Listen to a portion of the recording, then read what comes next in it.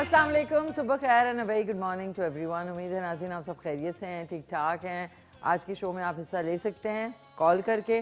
Call करने के लिए जो नंबर्स हैं वो है 0300, जो आप व्हाट्सएप कर सकते हैं, और अगर मेरे पास मुझे इक्विपमेंट मिल गया तो मैं आपके इंशाल्लाह जो है जो मैसेज है वो शामिल भी कर लूँगी। 0335488844। उसके अलावा लाइव कॉल आप कर सकते हैं 809452 पे।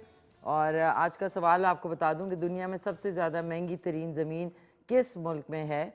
आज हमारे साथ जो मार्केटिंग की तरफ से गेस्ट हैं वो हैं चेयरपर्सन है national commission on rights on children, miss Afsheen Tahseen Bajwa होंगी हमारे साथ पहले, और हमेशा की तरह हर सैटरडे को जो हमारे साथ होते हैं हरदिल अजीज़ डॉक्टर गफ़ार अली खानज़ादा वो आज होंगे।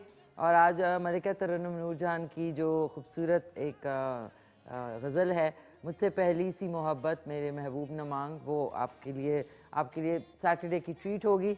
और उसके अलावा आप मिशी खान ऑफिशियल पे जा सकते हैं, इस पे जो हमारा हैंडल है ऑन इंस्टाग्राम मिशी खान ऑफिशियल ही है यूट्यूब पे, और मिशी खान ऑफिशियल ही है ऑन टिकटॉक।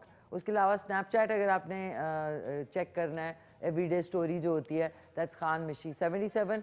और फेसबुक का जो पेज है हमारा इसका मॉर्निंग शो का, वो पहले हमारे शो का नाम होता था K2 सहर मिशी खान के साथ, उसी नाम से है, और अब है K2 का पाकिस्तान, बिकॉज पूरे पाकिस्तान की रिप्रेजेंटेशन इस शो से होती है। सैटरडे का दिन है आज, क्योंकि माशाल्लाह से गेस्ट भी हैं, बातें कम होंगी काम ज़्यादा होंगे। कुकिंग में आज कल हमारे कॉलर ने करेले और कीमा जो है वो कहा था, फरमाइश की थी बनाने को, और अपेरेंटली क्वेटा से उनका ताल्लुक़ है। रसूल बख्श साहब जो है उन्होंने फरमाइश की थी, बहुत शौक़ से शो भी देखते हैं उनकी पूरी फैमिली, और बलूचिस्तान और सिंध और पंजाब खैबर पख्तूनख्वा गिलगित बल्तिस्तान बन के सारी जगह बनता है K2 का पाकिस्तान। सो उसमें वंस अगेन आपको खुश आमदीद। कॉल भी कर सकते हैं आप, मैसेज भी कर सकते हैं आप, मेहमान भी होंगे। आज टू बिजी डे है नाज़रीन, एंड टू कोल्ड हो गया अब, और गैस नाम की चीज़ बिल्कुल ख़त्म हो गई है। अब उसकी टाइमिंग है रात के 12 बजे के बाद। अब 12 बजे के बाद कौन हीटर जलाएगा, और दिन में बिल्कुल ख़त्म हवा आ रही है। और अब लोग क्या कर रहे हैं कि इलेक्ट्रिक के हीटर्स लेंगे, लेकिन गैस का बिल भी उतना ही आएगा, और इलेक्ट्रिक सिटी का तो बिल आएगा ही आएगा। सो आज मेरी ये जो आज की जो कैप है ये थोड़ी सी इस तरह वाली थी, लेकिन अब मैं इसको अगर उतार भी दूं तो भी मेरे बाल बिल्कुल ठीक है। ये जब थोड़ी सी और दिन होगा और फिर मैं उसके बाद उतारूंगी। लेकिन कैप्स एंड ये जो आपके पास गियर होता है इसको ज़रूर पहने, कानों को कवर रखें, और साथ में गर्म चीज़ें पहने, साथ में मफलर ज़रूर पहने। विटामिन सी का इस्तेमाल करें क्योंकि कोरोना वायरस भी है, और इस दफ़ा वो कह रहे हैं कि इसलिए भी बहुत ज़्यादा लीथल है बिकॉज सर्दियों में आपको पता है ज़ख़म या कोई भी चीज़ होती है वो बहुत देर से ठीक होती है। तो इसलिए विटामिन सी पिएँ, हाथ धो के रखें, ज़्यादा मजमे में और इन जगहों पे ना जाएं तो आप बच के रहेंगे। और कहते हैं ना prevention is always better than cure. तो बाहर का मौसम आपको दिखा दूँ, बाहर हमारा फव्वारा जो है वो भी चल रहा है, और साथ में बाहर का मौसम हल्की जब धूप अब निकलती है ना तो इंसान शुक्र करता है कि सर्दियों की धूप बड़ी ज़बरदस्त होती है, तो लोग बाहर बैठते हैं और थोड़ा धूप सेकते हैं, विटामिन डी लेते हैं। और कल मैं मुझे अब अपने माशरे पे जो हमारे सोसाइटी में अब हो रहा है, इंटॉलरेंस तो है ही है, उसके साथ साथ जुल्म व बर्बरियत जो है वो इतने ज़्यादा अरूज पे है कि छोटी छोटी बातों पे लोगों को मार दिया जाता है। परसों का वाक़या है, नमल यूनिवर्सिटी में एमएससी की स्टूडेंट कायनात तारिक, उनको वो काम करती थी red crescent society of Pakistan में, और वहीं पे उनके जो जनरल सेक्रेटरी हैं उन्होंने उनको पॉइज़न दे के यानी जहर दे के मार दिया। और इस चीज़ का मुझे बड़ा दुख हुआ, इतनी वो ब्रिलियंट स्टूडेंट थी। और इस तरह के अब पहले सुनने में आता था कि दूर दराज में ऐसे होते हैं, बट अब शहरों में और पढ़े लिखे लोगों में भी ये चीज़ शुरू हो गई है। तो इसके ऊपर प्लीज़ आवाज़ उठाया करें। जस्टिस फॉर कायनात का जो ट्रेंड था वो स्टार्ट हुआ था, और कल मुझे बहुत सारे मैंने इसके ऊपर अपने वीडियोस में हमेशा कोई ना कोई जो सोशल इशू होता है उसके ऊपर वीडियो अपना लगाती हूँ, तो मुझे वहाँ की स्टूडेंट्स ने भी इनबॉक्स किया कि जो है उन्होंने इस चीज़ को, ज़ाहिर है जब तक आप अपनी आवाज़ नहीं उठाएंगे तो हुकाम बाला तक बात जो है वो कम ही पहुंचती है, क्योंकि और इतने मसाइल हैं मुल्क के। तो ज़रूर इसके ऊपर जो है ये किस तरह का माशरे में हम लोग रह रहे हैं अब, कि वैसे तो हम लोग बहुत बड़ी बड़ी बातें करते हैं, लेकिन जहाँ पे जुल्म बर्बरियत और टॉर्चर की बात आती है, ऐसे ऐसे वाक़यात सामने आ रहे हैं। किसी ने अपनी सिस्टर को 20 साल तक जंजीरों से बांध के रखा। अब ये बातें अब ज़ाहिर है सोशल मीडिया और इलेक्ट्रॉनिक मीडिया की वजह से सामने आ रही हैं। कुछ लोग कहते हैं जी ये पहले भी होता था, लेकिन पता नहीं चलता था। पता नहीं चलता था, चले अलहदा बात है, लेकिन इस तरह खुलेआम चीज़ें नहीं होती थी। फिर एक लड़की जो कराची का एक बहुत फेमस शॉपिंग एरिया है, जो मैं भी वहाँ जाती हूँ, वहाँ पे अब देखिए लोग जो हैं वो जो SOPs हैं उसको फॉलो कर रहे हैं। उसने मास्क नहीं पहना हुआ था, गार्ड ने कहा कि आप मास्क पहन के अंदर जाएं, और वैसे भी अब जो शॉपिंग एरिया के टाइमिंग्स हैं वो बहुत ज़्यादा स्ट्रिक्ट हो गए हैं, तो 6-7 बजे तक अब आप सब कुछ बंद हो रहा है। कराची की बात कर रही हूँ। तो वो लड़की उतरी है, गाड़ी उसके पास नहीं थी, अब वो अपने पैसों से ली थी या किसी ने गिफ्ट की थी, ये आजकल नहीं पता लगता, क्योंकि अपने पैसों से ली हुई चीज़ जो है उसमें आप बहुत प्राउड फील करते हैं और साथ साथ आप में धीमापन भी आता है। वो उतरी है, जीन्स वीन्स पहनी हुई थी, उसने ले के उस गार्ड को ना थप्पड़ मारा है, और उसके बाद उसकी कह रही है कि तुम्हारी जो हमारी यहाँ पे है कि तुम्हारी क्या औकात है, और ये खैर थप्पड़ मार दिया उन्होंने। उसके बाद वो वीडियो वायरल हो गई, और फिर उसके बाद अब पता नहीं क्या होगा उसका। तो ये जो एक तो शोधागिरी है, लोगों के पास पैसा पता नहीं कहाँ से आ रहा है, एक तो प्रॉपर्टी की तरफ से आ रहा है, उसके बाद ब्लैक मनी को वाइट किया जा रहा है मुख्तलिफ ज़रियों से। तो इस वजह से भी सोसाइटी में बहुत ही एक चीपनेस और एक बहुत ही लो मेंटालिटी जो है वो फैलती जा रही है। तो इस चीज़ को भी हमें कंडेम करना चाहिए, इसको ये नहीं कहना चाहिए ये तो होता ही है, होता होगा, लेकिन हमें जब तक इसकी रोकथाम अभी नहीं करेंगे तो फिर कब होगी। So we have to be very careful. आज का सवाल है कि दुनिया में सबसे ज़्यादा महंगी तरीन ज़मीन किस मुल्क में है, आगे नाम भी लिखा हुआ है मुल्क का। अब चलते हैं। अच्छा, आपको थोड़ा सा बता दूं कि आवाज़ फाउंडेशन जो है वो K2 TV और आवाज़ फाउंडेशन के साथ मिलकर एक कैंपेन कर रहा है, जिसका मकसद ख़वातीन और बच्चियों के हुकूक़ पर बात करना और उनके लिए आवाज़ उठाना है। इस सिलसिले में हम 2 प्रोग्राम्स पहले कर चुके हैं। आज का हमारा प्रोग्राम भी इसी सिलसिले की कड़ी है। ये प्रोग्राम 16 डेज़ ऑफ एक्टिविज़म के पस मंज़र में कर रहे हैं। हमारी आज की मेहमान जो हैं वो, जिस तरह मैंने आपसे कहा, अफशान तहसीन बाजवा साहिबा हैं, जो कि हैं national commission on rights of children NCRC की चेयरपर्सन हैं। तो मुख्तलिफ जो यहाँ पे उनके कॉरस्पॉन्डेंट्स नहीं बल्कि इनके मेंबर्स आ रहे हैं, उससे आपको पता चल रहा है कि ख़वातीन, बच्चों और बेहतरी के लिए सोशली ये जो काम कर रहे हैं आवाज़ फाउंडेशन, उसके हवाले से उनसे बात करेंगे। और उसके बाद हमारे साथ होंगे डॉक्टर गफ़ार अली खानज़ादा। अब चलते हैं नाज़रीन अपने किचन कॉर्नर की तरफ। और रसूल बख्श साहब ने क्वेटा से कॉल करके फरमाइश की थी करेले कीमा की, तो करेले कीमा इंशाल्लाह आज बनेगा। और एज़ यूजुअल मैं भूल गई। अस्सलाम वालेकुम मामा, क्या हाल चाल है आपके? ठीक ठाक हैं? दार भजन बार भजन खार भजन, आपको भी मेरा ख़ास सलाम। एंड क्योंकि आज छुट्टी का दिन है तो sir Kamran, sir Shahid, sir Mansoor, sir Jawad और उनकी फैमिलीज़ को मेरा और पूरी टीम का ख़ास सलाम। अब ये चुप्पी उछालेगा हम।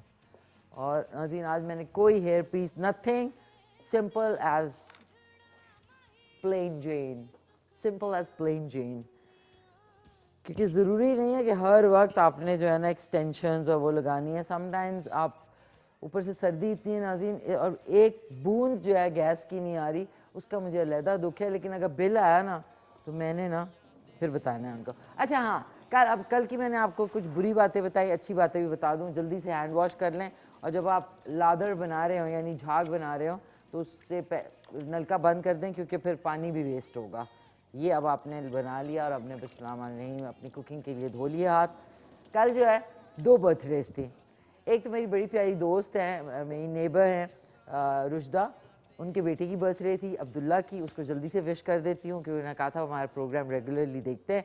1 2 3 happy birthday to you, happy birthday to you, happy birthday dear Abdullah, happy birthday to you. उन्होंने बैटमैन का, उनको बैटमैन बहुत पसंद है, तो उसका केक और पूरा उसकी तस्वीर और मास्क भी है, तो उनका वो फेवरेट है, तो उनको हैप्पी बर्थडे। और मेरे कज़न जो हैं दानियाल कुबलाई ख़ान, वो यहाँ पे मेरे शो पे भी आए थे, और वो चाइना टीवी में होते हैं, उनके बेटे की बर्थडे थी रात की। उन्होंने ब्लॉक्स वॉच जो है एक नया कैरेक्टर है, उसका केक बनवाया था, कॉला था बिल्कुल और पीली आंखें उसकी। तो उनको भी मैं विश कर देती हूँ 1 2 3 happy birthday to you, happy birthday to you, happy birthday dear रात baby, happy birthday to you.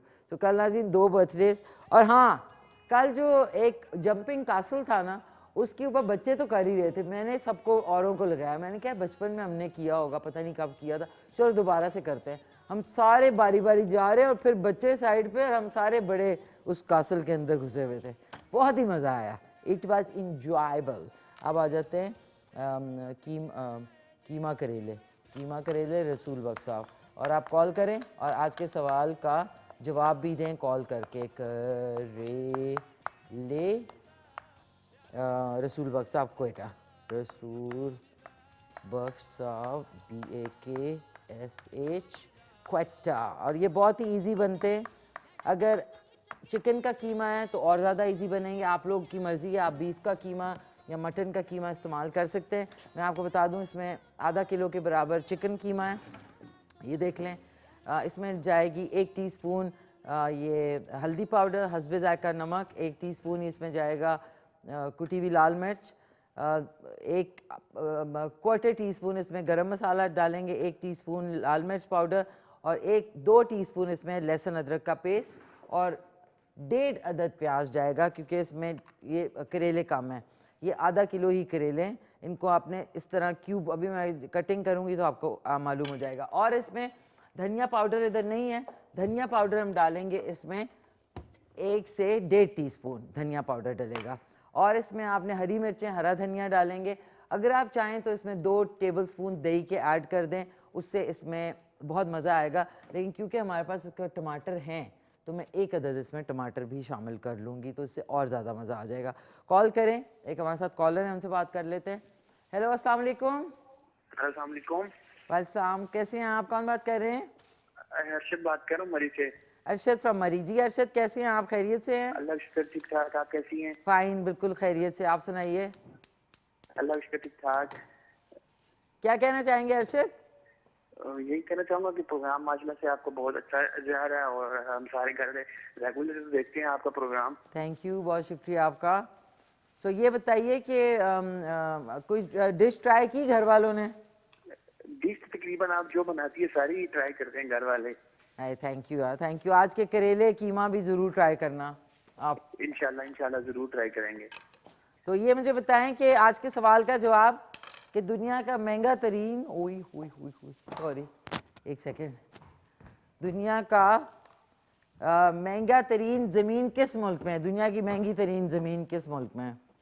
सबसे ज़्यादा महंगी तरीन पाकिस्तान में। पाकिस्तान में? हाँ जी। हाँ, हमारे लिए है महंगी, औरों के लिए नहीं है, क्योंकि हमें रुपयों में देना होता है ना। जो बाहर से आते हो कहते हो गॉड इज सो चीप, इतनी सस्ती। ठीक है, पाकिस्तान में आपके सामने। ठीक है, अरशद कह रहे हैं पाकिस्तान। कोई फरमाइश है आपकी अरशद?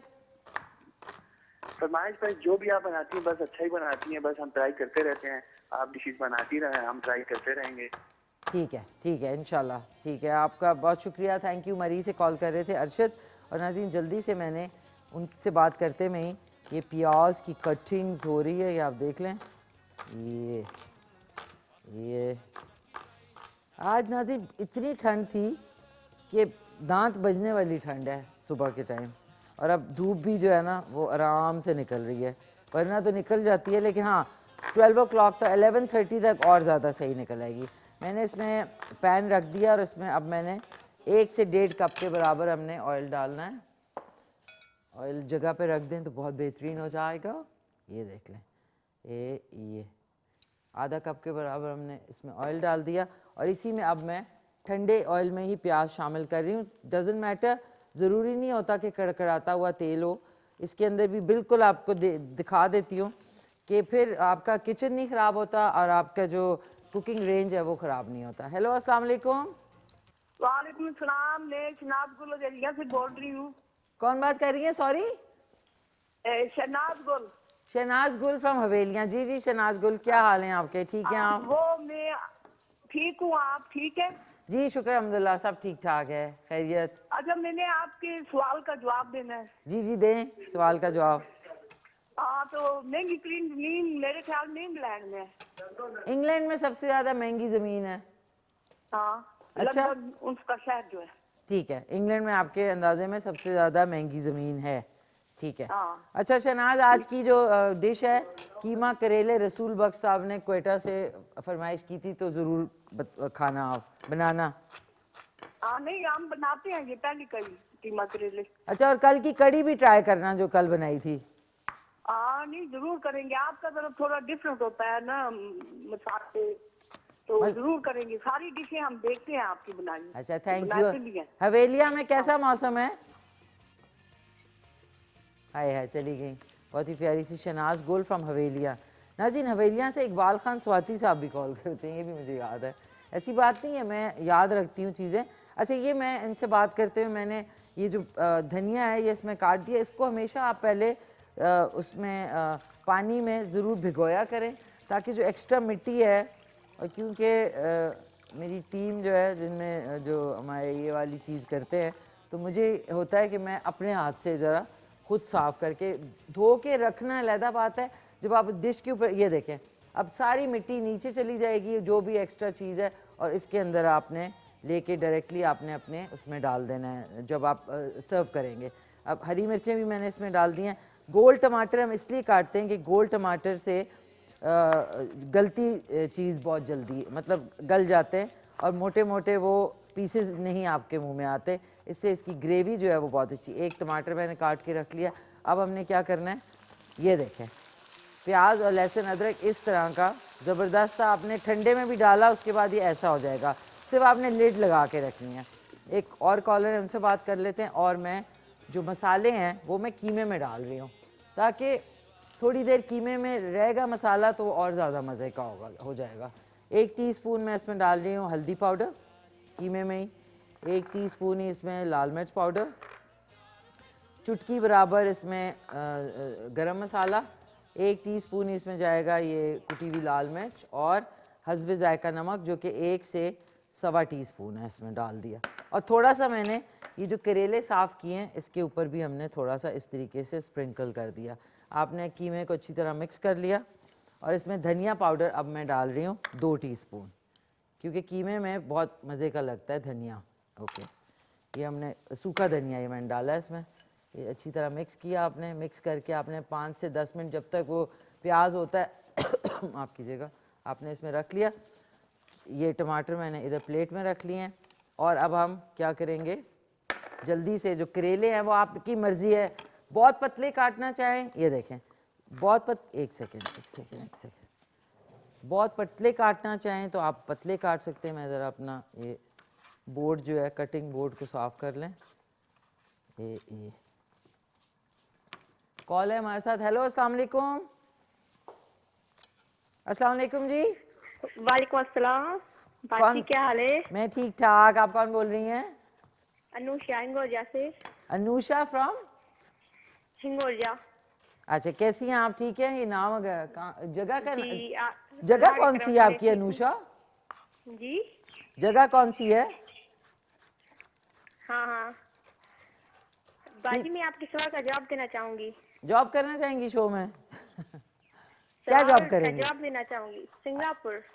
अच्छा, आप किधर रहती हैं? हिंगोरजा में। किधर है ये? खेतपुर में। कहाँ पे? सैदपुर में। अच्छा, तो क्या आपने पढ़ा है? क्या पढ़ा है आपने? वो चली गई। मेरे शो में जॉब करना चाहेंगे? हाँ, वैसे अच्छा आइडिया है। सवाल नाज़रीन आज का सुन लें, ये देख लें। इस तरह आपने काटने हैं, इस तरह काट के, यहाँ आप ऐसे भी काट सकते हैं, या फिर आप ऐसे भी काट सकते हैं, इस तरह। ये देखें, ये लंबे में भी काट सकते हैं आप, लेकिन इसमें टाइम लगेगा अभी, तो मैं इसलिए ये वाला कटिंग भी आप कर सकते हैं जूलियन स्टाइल में, लेकिन मैं इसको राउंड में ही काट रही हूँ। ये देखें, ये आपने लिया, ये देखें आराम से कटिंग हो रही है इसकी। ये देख लें, ये आराम से कट हो गया। और फिंगर्स प्लीज़ बचा के रखें। ये हमारी कट हो गया। अब हमने क्या करना है, इसमें कीमा शामिल कर दिया। ये प्याज बिल्कुल इतना ही होना चाहिए, ये देख लें आप, प्याज सुनहरा और गुलाबी दोनों। अब इसमें हमने कीमा शामिल कर दिया और इसको बेशक ढक दें आप, थोड़ा ब्रेक करके ना, इसको ब्रेक करके आपने थोड़ा सा इसको ढक दें। इसके ऊपर हमने डालना है क्या, इसके ऊपर हम डालेंगे कुरेले, और इसमें एक अदद लीमू भी जाएगा, जिस तरह मैं हर अपने उसमें डिश में डालती हूँ, एक अदद लीमू ज़रूर जाएगा इसमें, और एक अदद टमाटर को थोड़ा खा लिया जाए। आहा हा हा,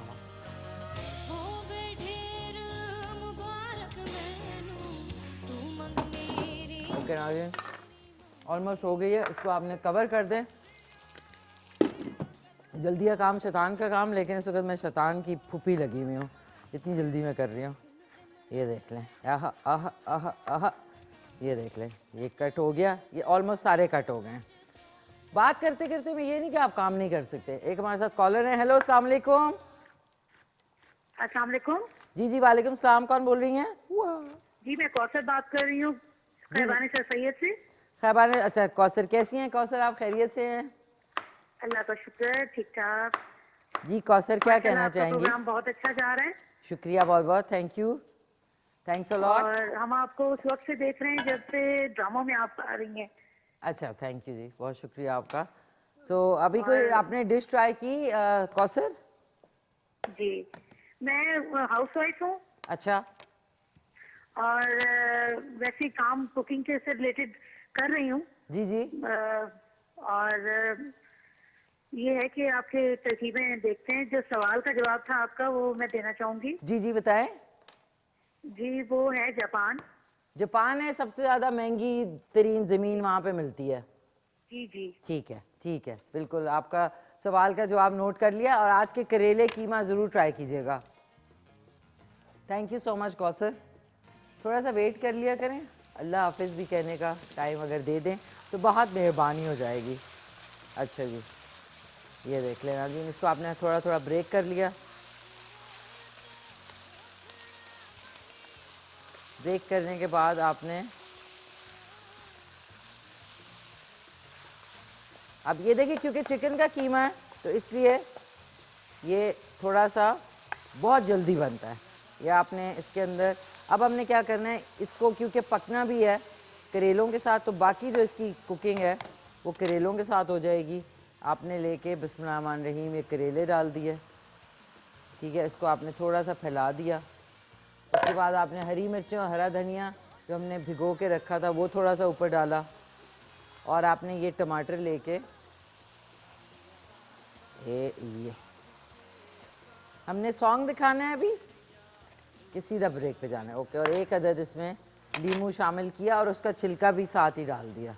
ये लें, ये एक अदद लीमू शामिल किया और इसको 2 पीस किया आपने और इसी तरह इसके ऊपर रख दिया।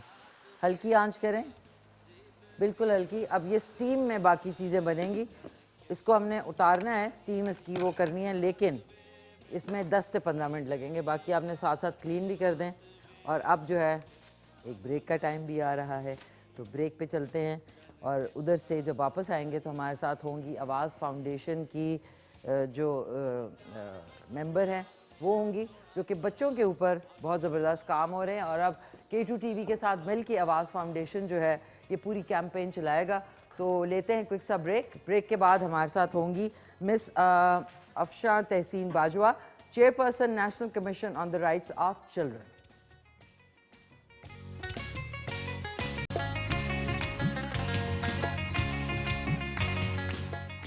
जी नाज़रीन, खुश आमदीद, वापस आ चुके हैं। जो हमारी आज की पहली गेस्ट हैं वो हैं national commission on the rights of children NCRC की चेयरपर्सन हैं और आज हमारे साथ आई हैं। पहले भी एक 3 से 4 मरतबा बड़े अच्छे सोशल इश्यूज़ पे इन्होंने हमारे शो में बातें की हैं, लेकिन गवर्नमेंट ऑफ पाकिस्तान के साथ अब ये मुंसलिक हैं। सो आज हमारे साथ मौजूद हैं। आई एम सो सॉरी, मैं कार्ड ही मेरा सारा इधर रह गया, सो सॉरी। अब मैं आपको बता दूं, chairperson national commission on the rights on children.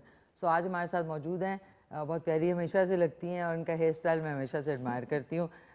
Miss Afshan Tahseen Bajwa साहब, अस्सलाम वालेकुम। वालेकुम अस्सलाम। क्या हाल है आपके? बिल्कुल ठीक welcome on the show after a long time. Yeah, and I'm really happy to come back. looking as beautiful as ever. Thank you, and so are you. Thank you so much. अच्छा, सबसे पहले तो NCRC के बारे में जरूर हमारे viewers को बताएं कि ये क्या है और उसके ऊपर क्या बच्चों के लिए क्या काम हो रहा है। ओके जी, thank you very much Mishi Khan. NCRC national commission on the rights of child बहुत खुशकिस्मती की बात है और एक खुशाइन कदम है कि गवर्नमेंट ऑफ पाकिस्तान ने जो बैनुल-अक़वामी मुआहदा किया था यूनाइटेड नेशन जनरल असम्बली में, जिसको कि बच्चों के हकूक़ आलमी मुआहदा कहते हैं, उसकी रेटिफिकेशन 30 साल पहले की थी और उसके नतीजे में एक आज़ाद कमीशन बनना था पाकिस्तान में जिसका काम था बच्चों के हकूक़ के लिए काम करना। तो अब इस साल 2020 फरवरी में 30 इयर्स के बाद, 30 साल के बाद ये कमीशन बनाया गया है और इसके पास जो मैंडेट है वो बच्चों के हकूक़ के हवाले से पूरे पाकिस्तान में काम करना है। चाहे वो बच्चों के हवाले से गवर्नमेंट ऑफ पाकिस्तान को पॉलिसीज़, रिकमेंडेशंस, कवानीन बनाने के लिए कोई रिकमेंडेशन देनी है, या जितने हमारे यहाँ एडमिनिस्ट्रेटिव इंस्ट्रूमेंट्स हैं यानी कि अदारे हैं उसके हवाले से कोई इस्तिलाहात करनी है, तो ये सब हमारा मैंडेट है। फिर बच्चों के हवाले से जो शऊर फैलाना है, अवेयरनेस करनी है, ये भी हमारे पास एक मैंडेट है। इसके अलावा बच्चों के हवाले से एक जो बच्चों का अब्यूज़ है, बच्चों का जो ट्रैफिकिंग होती है, चाइल्ड लेबर है, किसी भी तरह से बच्चों का इस्तेसाल है, तो उस तरह के इश्यूज़ पे भी कमीशन के पास ये मैंडेट दिया गया है। बच्चों के हवाले से एक डेटाबेस बनाना जिसमें पूरी इंफॉर्मेशन मौजूद हो और कमीशन बड़े फ़ाल तरीके से पूरे पाकिस्तान में देख सके कि भी क्या सिचुएशन है और किस तरह से इसको बेहतर होना है। ये तो हमारे पास फंक्शंस हैं। इसके साथ साथ हमारे पास दो पावर्स भी हैं। एक तो हमें पावर है कि हम इंक्वायर कर सकते हैं into violations of child rights. कोई भी अदारा है, चाहे वो गवर्नमेंट का है, चाहे वो कोई ऑटोनमस बॉडी है, चाहे वो कोई प्राइवेट ऑर्गेनाइजेशन है, so we can inquire by virtue of law, क्योंकि हम एक स्टैट्यूटरी बॉडी हैं।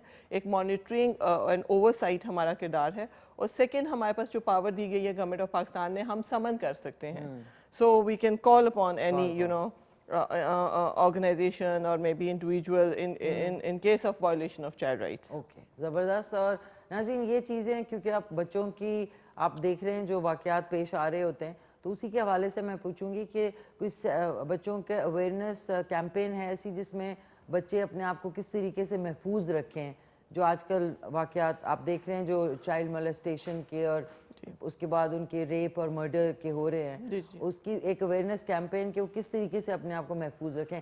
NCRC इसके बारे में क्या कर रही है? जी, NCRC का तो चूँकि वन ऑफ द मैंडेट्स है अवेयरनेस रेजिंग, तो NCRC चूँकि अभी रिसेंटली एक अदारा जो एस्टैब्लिश किया गया है, तो उसके साथ साथ NCRC ने खुद भी अवेयरनेस पे बहुत सारा काम शुरू कर दिया है।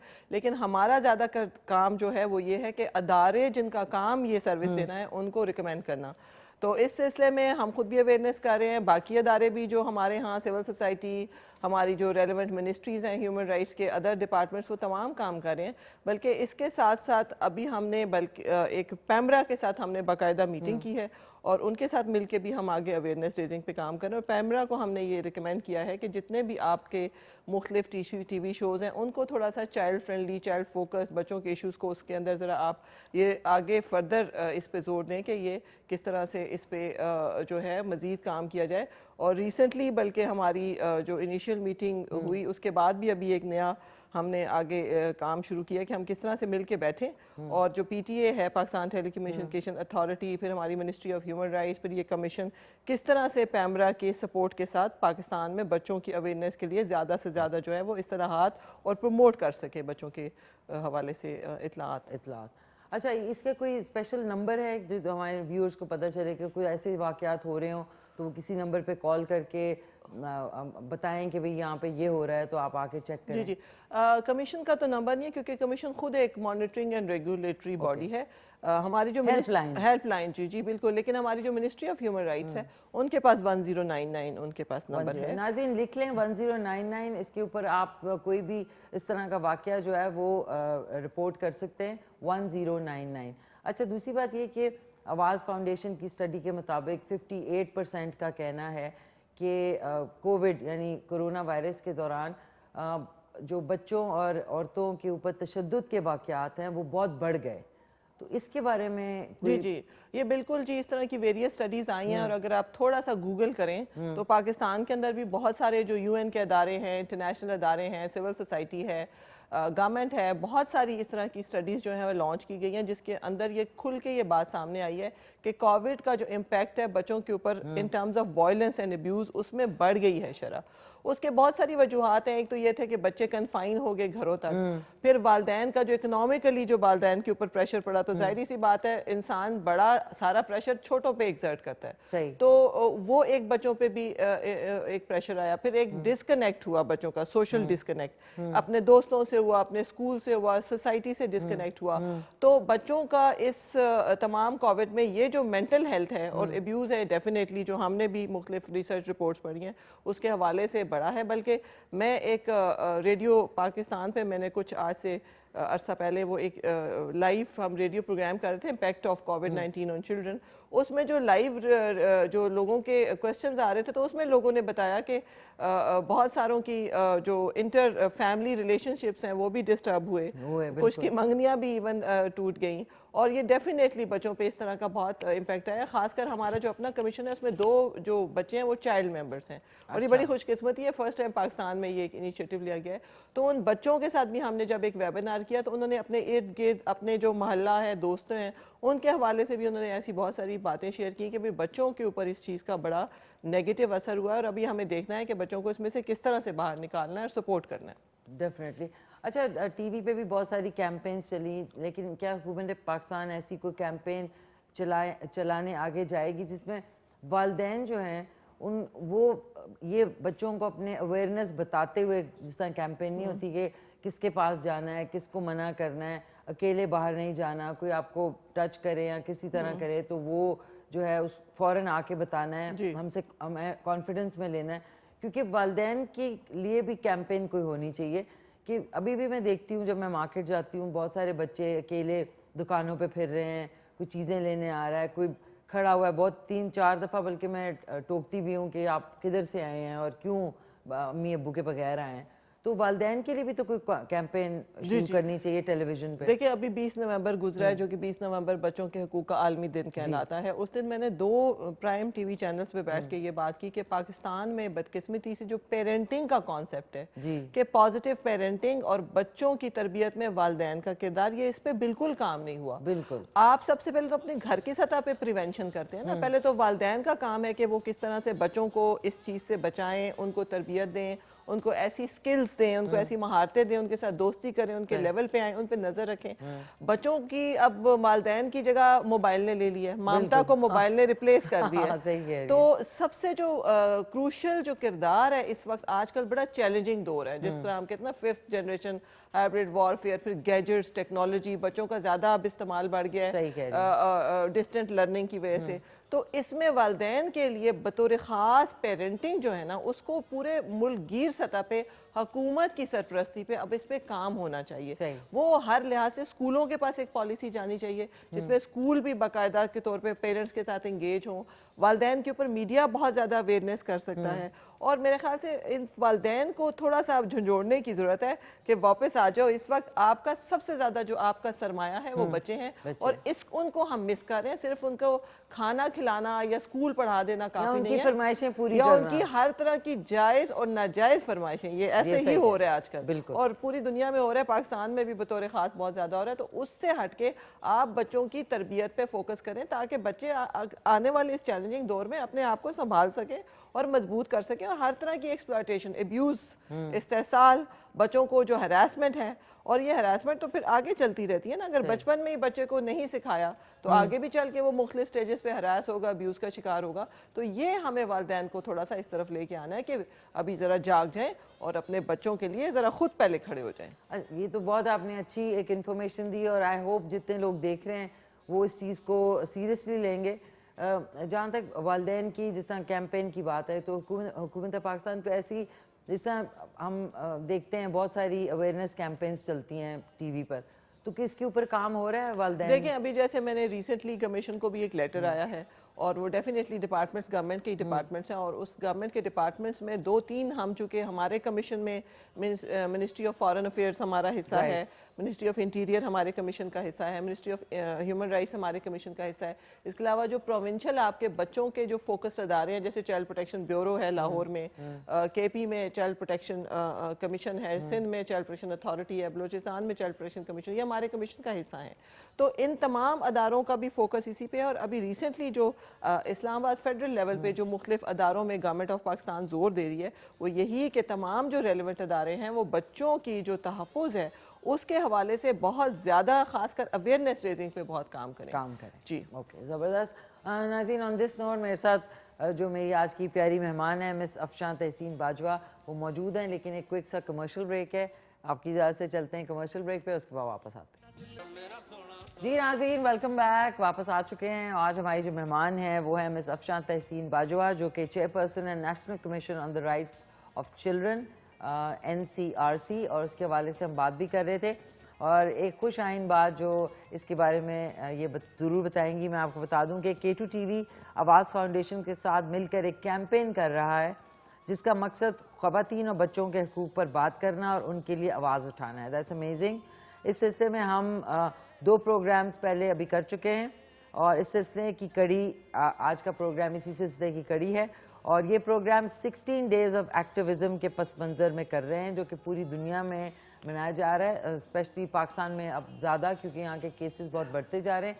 16 डेज़ ऑफ एक्टिविज़म मैं पूछना चाहूँगी आपसे कि इसको ज़रा और ज़्यादा लोगों के लिए आसान तरीके से बता दें। देखिए, जिस तरह से तमाम दुनिया में मुख्तलिफ दिन मनाए जाते हैं, जैसे अभी 20 नवंबर को बच्चों का जो है यूनिवर्सल चिल्ड्रन डे मनाया गया है, इस तरह मदर्स डे होते हैं, इस तरह टॉलरेंस डे होता है, इस तरह मुख्तलिफ डेज होते हैं। तो ये 16 days of activism on gender based violence का मतलब है कि इन तमाम दिनों में जेंडर के हवाले से, चाहे वो खातून है या चाहे वो मर्द है, हमारे यहाँ चूँकि औरतें ज़रा एट पार नहीं हैं, तो उसके हवाले से एक्टिविज़म किया जाए, बात की जाए, उसके हवाले से इश्यूज़ को उजागर किया जाए, उसके हवाले से इस तरह की रिफॉर्म्स के बारे में बात की जाए कि जो जेंडर है हमारे यहाँ, चाहे वो मर्द है चाहे वो औरत है, उसको किसी भी किस्म की अगर वो वायलेंस का शिकार है, तशद्दुद का शिकार है, अब्यूज़ का शिकार है, तो उसके हवाले से एक तो अवेयरनेस भी फैलाई जाए, उस पे जो रेलेवेंट अदारे हैं उनको थोड़ा सा हम उनके साथ भी थोड़ा इंगेज हों और इस पे देखा जाए कि भाई अगर किसी भी मुल्क में, जैसे हमारा मुल्क है, अगर जेंडर बेस्ड वायलेंस के हवाले से इशूज़ है तो उसके लिए क्या किया, मुतल्लिका अदारों ने क्या किया, और फोकस्ड होके इन दिनों में हम इसी चीज़ पे बात करें। थोड़ा सा पाकिस्तान के बारे में भी मैं बता दूं कि वैसे तो पूरी दुनिया में डेफिनेटली इश्यूज़ हैं, लेकिन बदकिस्मती से पाकिस्तान जेंडर बेस्ड वायलेंस के हवाले से थोड़ा ग्राफ में थोड़ा नहीं बल्कि खासा नीचे है। 2012 में जेंडर बेस्ड वायलेंस के हवाले से पाकिस्तान जो था, अगर वो सपोज़ बहुत थोड़ा ऊपर था, तो अब 2020 में वो मज़ीद 153 में से 151 पे आ गया हुआ है। तो हम नीचे बहुत चले गए हैं, बल्कि हमारे पूरे साउथ एशिया रीजन में जितने भी ममालिक हैं उनमें हम सबसे नीचे हैं। तो जेंडर के हवाले से या आप कह रहे हैं कि वायलेंस के हवाले से बाकी मुल्क फिर भी हमसे ऊपर है। तो ये एक बड़ा एक थॉटफुल एक बात है, बड़ी गंभीर बात है, बल्कि सोचने की बात है कि हमारे यहाँ ये जो वायलेंस या तशद्दुद ऐसी चीज़ें हैं उन पे मज़ीद इसका मतलब है फोकस करने की ज़रूरत है। तो अभी जैसे अभी पिछले हफ्ते ही रिसेंटली हमारी मिनिस्ट्री ऑफ ह्यूमन राइट्स ने भी जेंडर बेस्ड वायलेंस की एक कैंपेन का आगाज़ किया। उन्होंने भी 1099 ख़वातीन के हवाले से एक हेल्पलाइन शुरू की है। तमाम अदारे जैसे आवाज़ जो है इसके ऊपर एक अवेयरनेस कैंपेन कर रहे हैं। मुख्तलिफ अदारे ख़ासकर जेंडर में ख़वातीन चूँकि हमारे यहाँ चाहे वो वायलेंस है, तशद्दुद है या किसी भी हवाले से पीछे हैं, उनके लिए ज़्यादा सपोर्ट दरकार है। तो उस पर तमाम अदारे इन दिनों में मुख्तलिफ हवाले से काम कर रहे हैं। और मैं इस TV चैनल के तवज्जुह से ये कहना चाहूँगी कि जेंडर की जब बात होती है तो पाकिस्तान में ख़वातीन हमारे यहाँ या बच्चे ख़वातीन जो वायलेंस है, अब्यूज़ है, उसका ज़्यादा शिकार है कंपैरेटिवली। हमारी आबादी का 51% है, हर तरह से हमारी इकॉनमी में क्रूशल किरदार अदा कर सकती हैं। और अगर हम अपने मुल्क के अंदर ख़वातीन को वो अहमियत, वो वाला उनको उनकी जगह नहीं देंगे, चाहे वो उनको तालीम का हक है, चाहे उनको एक रिस्पेक्ट है, डिग्निटी है, और अगर वो किसी किस्म के वायलेंस का शिकार हैं और इस किस्म की हमारे यहाँ सपोर्ट के मैकेनिज्म नहीं होंगे, तो हम अपनी मौजूदा नस्लों को और आने वाली नस्लों के लिए भी हम मेरे ख्याल से कोई मस्बत किरदार नहीं अदा कर रहे होंगे। तो इसके लिए बहुत ज़रूरी है कि हम सब पहले तो अपने घर की सतह पे हम एज ए इंसान, फिर एक शहरी, फिर एक बाप, फिर एक बेटा, फिर एक वालिद, और हम देखें कि हमारे घर में और हमारे इर्द गिर्द एज अ सोसाइटी क्या हम वो हकूक़ दे रहे हैं जो देने चाहिए, और कहीं पे नाइंसाफ़ी तो नहीं हो रही, तशद्दुद तो नहीं हो रहा, वायलेंस तो नहीं हो रहा, कहीं किसी का हक तो नहीं मारा जा रहा, और उसके लिए हम सबको मिलकर काम करना है। सोसाइटी का अपना किरदार है, अदारों का अपना किरदार है, ऐसे अदारे होने की ज़रूरत है कि जिसमें अगर जेंडर बेस्ड वायलेंस हो रही है तो अदारों का काम है कि वहाँ पे उनको वो तमाम सर्विसेज दी जाए, इंसाफ दिया जाए, और सबसे ऊपर तो हमारे पास ऐसे कवानीन होने चाहिए जिस कवानीन के तहत फिर उसके अंदर अदारे बनते हैं, और फिर अदारों का काम है सर्विसेज देना।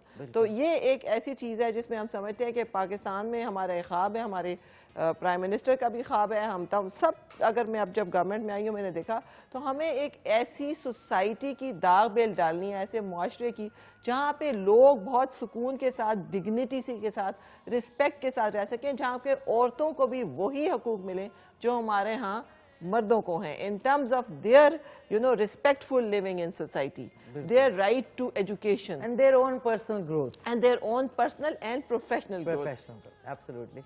अच्छा, ये तो बात ऐसी एनसीआरसी, जिस तरह आपने कहा कि ये बच्चों के हवाले से, औरतों के हकूक़ के हवाले से काम हो रहा है, लेकिन ये जहाँ पे गर्ल चाइल्ड की बात आती है, कम उम्री में जो बच्चियों की आजकल शादियाँ बड़े उम्र के मर्द हजरात से हो रही हैं, बहुत सोशल मीडिया पे ज़्यादा है, इलेक्ट्रॉनिक पे भी आ जाता है, फिर उसके बाद उसके हवाले से आपका जो कमीशन है वो क्या करता है? देखिए, हम तो इसके ऊपर हमने जो अपना रोड मैप बनाया है उसमें जो चाइल्ड मैरिज है उसको हमने अपने जो बुनियादी child domestic labour, child marriage, बच्चों का जुवेनाइल जस्टिस, ये हमारी बुनियादी हमारी प्रायोरिटीज होंगी जिस पे हम काम करेंगे। बल्कि अभी रिसेंटली आपने सुना होगा एक आरजू केस हुआ था, जी बिल्कुल, उस पे कमीशन ने बहुत एक्टिवली परसू किया सिंध गवर्नमेंट के साथ, और उसको बाकायदा हम करिस्पॉन्डेंस करते रहे, हमें वहाँ से पुलिस भी हमें फिर बाकायदा हमें रिस्पॉन्स देती रही, अपडेट करती रही, हमें बताती रही। तो हम समझते हैं कि ये बिल्कुल ऐसी चीज़ों पे हमें बहुत ज़्यादा इस वक्त लोगों को ये शऊर आ जाना चाहिए कि किस तरह से आप एक 14 साल की बच्ची को एक 44 साल के बंदे के साथ, या मज़ीद जो इस तरह का हमारे यहाँ ये प्रैक्टिस है, इनको हमें रद्द करना होगा। क्योंकि मैं समझती हूँ जो बच्चा चाहे वो 12 साल का है, 14 साल का, 15 साल का, अभी वो खुद इस काबिल नहीं है, उसकी सेहत इस काबिल नहीं है, उसका भी जहनी तौर पे वो इतना मेच्योर नहीं है, वो अपने आप को नहीं संभाल सकता, तो आगे बच्चों को क्या संभालेगा, अपने हस्बैंड को क्या संभालेगा, अपने ससुराल को क्या संभालेगा। उसकी अपनी सेहत पहले ठीक होने वाली है, उसने खुद अभी तरबियत लेनी है, उसने खुद एक अच्छा मजबूत इंसान बनना है, और उसके बाद वो माशरे में कोई अच्छे तौर पे अपने ख़ानदान को, अपने आने वाले नस्ल को तरबियत कर सकता है ना। तो बच्चे खुद कैसे और बच्चों की तरबियत कर सकते हैं? तो ये एक ऐसी चीज़ है जिसके ऊपर हमें बहुत ज़्यादा हमारे जो सोसाइटी है उस पर हमें देखना है कि किस तरह से हम ये, और ख़ासकर जो उम्र में फ़र्क है, ये भी एक मेरे ख्याल से इस पे भी बहुत ज़्यादा हमें बात करने की जरूरत है। तो कमीशन इस पे बड़ा प्रोएक्टिवली जो है डेफिनेटली इस पे काम। नाज़रीन, अभी ये जो हेल्पलाइन नंबर है 1099, इस पे आप कॉल, इस पे कोई ऑपरेटर उठाएगा कि कंप्यूटर जनरेटेड? ये तो मिनिस्ट्री ऑफ ह्यूमन राइट्स की है, ये हमारी तो नहीं है, लेकिन वहाँ पे टीम्स मौजूद होती हैं। अच्छा, उठा जी, ये फेडरल पे है। और इस पे क्या क्या कंप्लेन आप कर सकते हैं? इस पे 1099 एक तो मिनिस्ट्री की बच्चों के हवाले से कि बच्चों के कोई इश्यूज, किसी किस्म का कोई भी वो आप बच्चों के हवाले से कर सकते हैं। फिर अभी रिसेंटली लास्ट वीक मिनिस्ट्री ने 1099 खवातीन के जेंडर बेस्ड वायलेंस के हवाले से भी की है। इसके अलावा पाकिस्तान में मैं आपको वैसे बताऊं, अभी गवर्नमेंट ऑफ पाकिस्तान ने जो ज़ारा अलर्ट के नाम से एक ऐप भी लॉन्च की है, तो वो भी एक मौजूद है कि अगर आपको कोई बच्चा गुमशुदा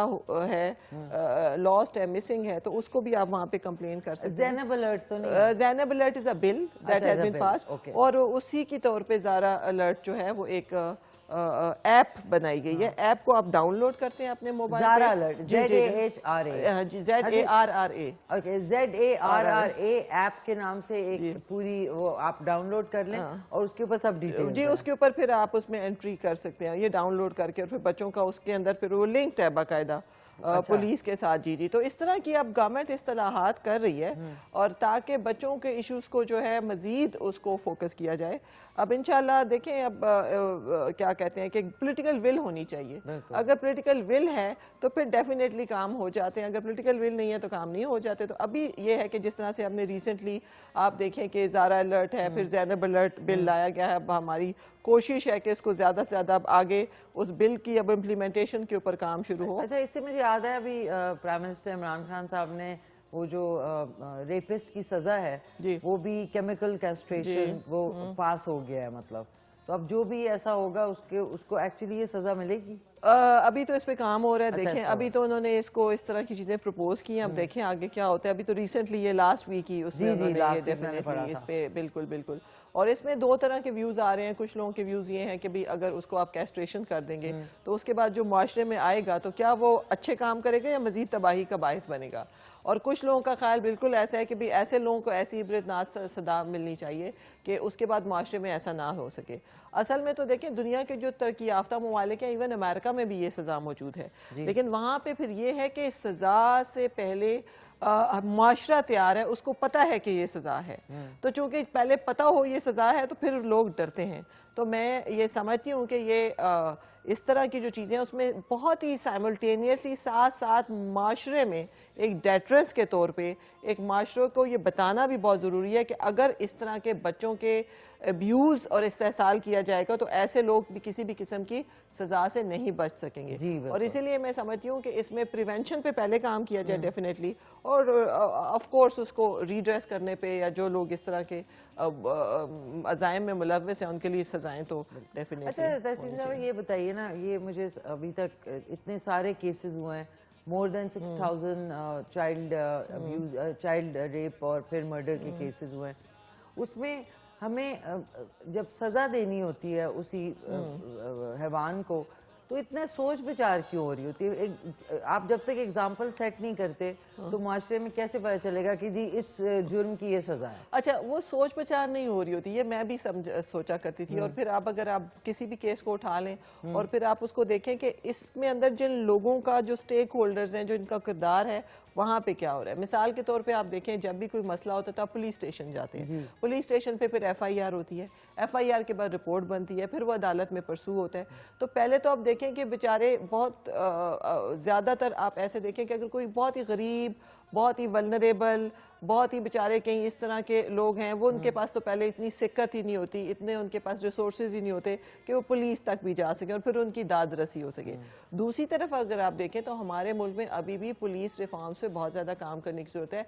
आपके यहाँ जो लोग FIR दर्ज करते हैं उनकी पहले तो ट्रेनिंग ही नहीं है, उनके पास वही कई साल पुराना जो उनके पास नॉलेज होगा या जो उनके पास मौजूद है लॉज, उसके हवाले से वो FIR दर्ज कर देते हैं। उसके बाद कई अमेंडमेंट्स आ चुकी होती हैं, कई नई एडिशंस आ चुके होते हैं, उनके थाने तक वो नहीं पहुंचे होते, और अगर आते भी तो अंग्रेजी में होते हैं, उनको ये भी नहीं पता होता कि भाई अब इसके बाद कितनी अमेंडमेंट्स या कितनी इस्लाहात आ चुकी हैं कवानीन में। तो वो अपने पुराने कवानीन के तहत ही ज़्यादातर FIR जो है वो दर्ज कर देते हैं, जो हो गया वो सो हो गया। तो इसलिए हमें बहुत ज़्यादा जो हमारे लिए ज़रूरी है कि हमारे यहाँ एक तो पुलिस रिफॉर्म्स बहुत ज़रूरी हैं, फिर उसके बाद उनकी ट्रेनिंग बहुत ज़रूरी है कवानीन के हवाले से कि भाई इस पर कौन कौन सी दफ़ा लगाई जा सकती है ताकि मजबूत करके केस बनाया जा सके। अभी आपको याद होगा एक केस था जिसमें एक बच्ची ने तोते पिंजरे से आज़ाद किए थे और उस बच्ची का फिर मर्डर कर दिया था, बहुत ही छोटी, मुझे याद है। तो हमने इस केस को भी हमने बहुत परसू किया था। हमें याद है कि हमने फिर IG साहब को खत लिखा, फिर बाकायदा जो कंसर्न SP था जो इस केस को परसू कर रहा था वो हमारे कमीशन में आया था और उसने हमें अपडेट किया था।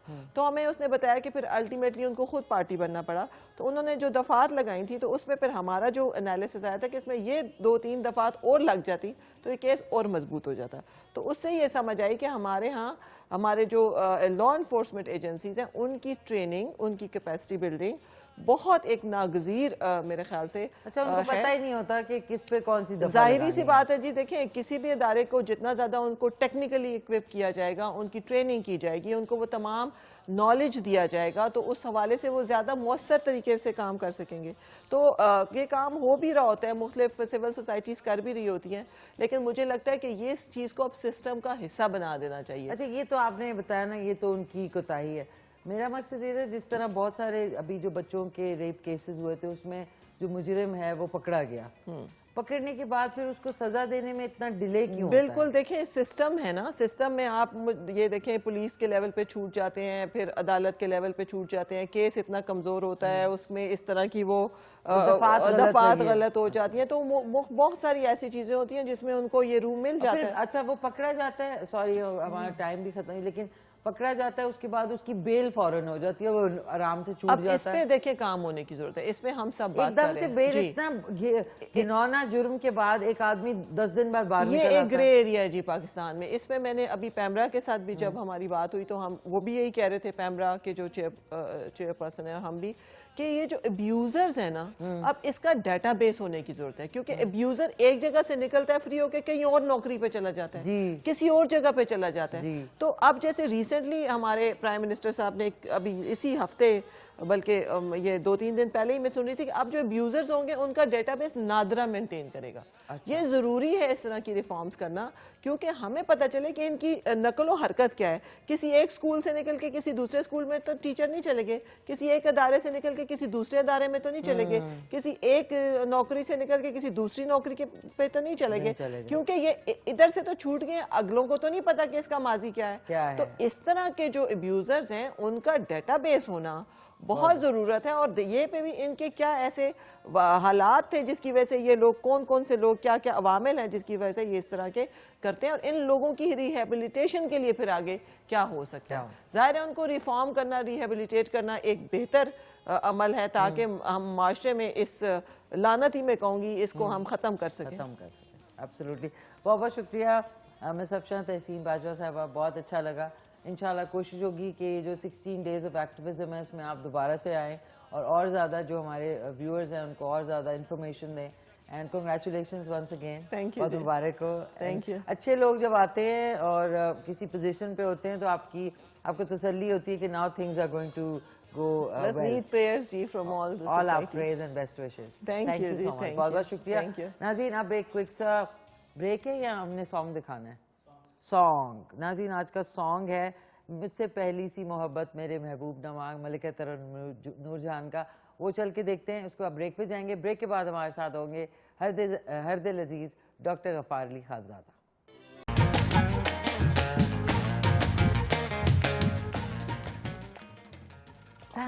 वेलकम बैक नाज़रीन, वापस आ चुके हैं।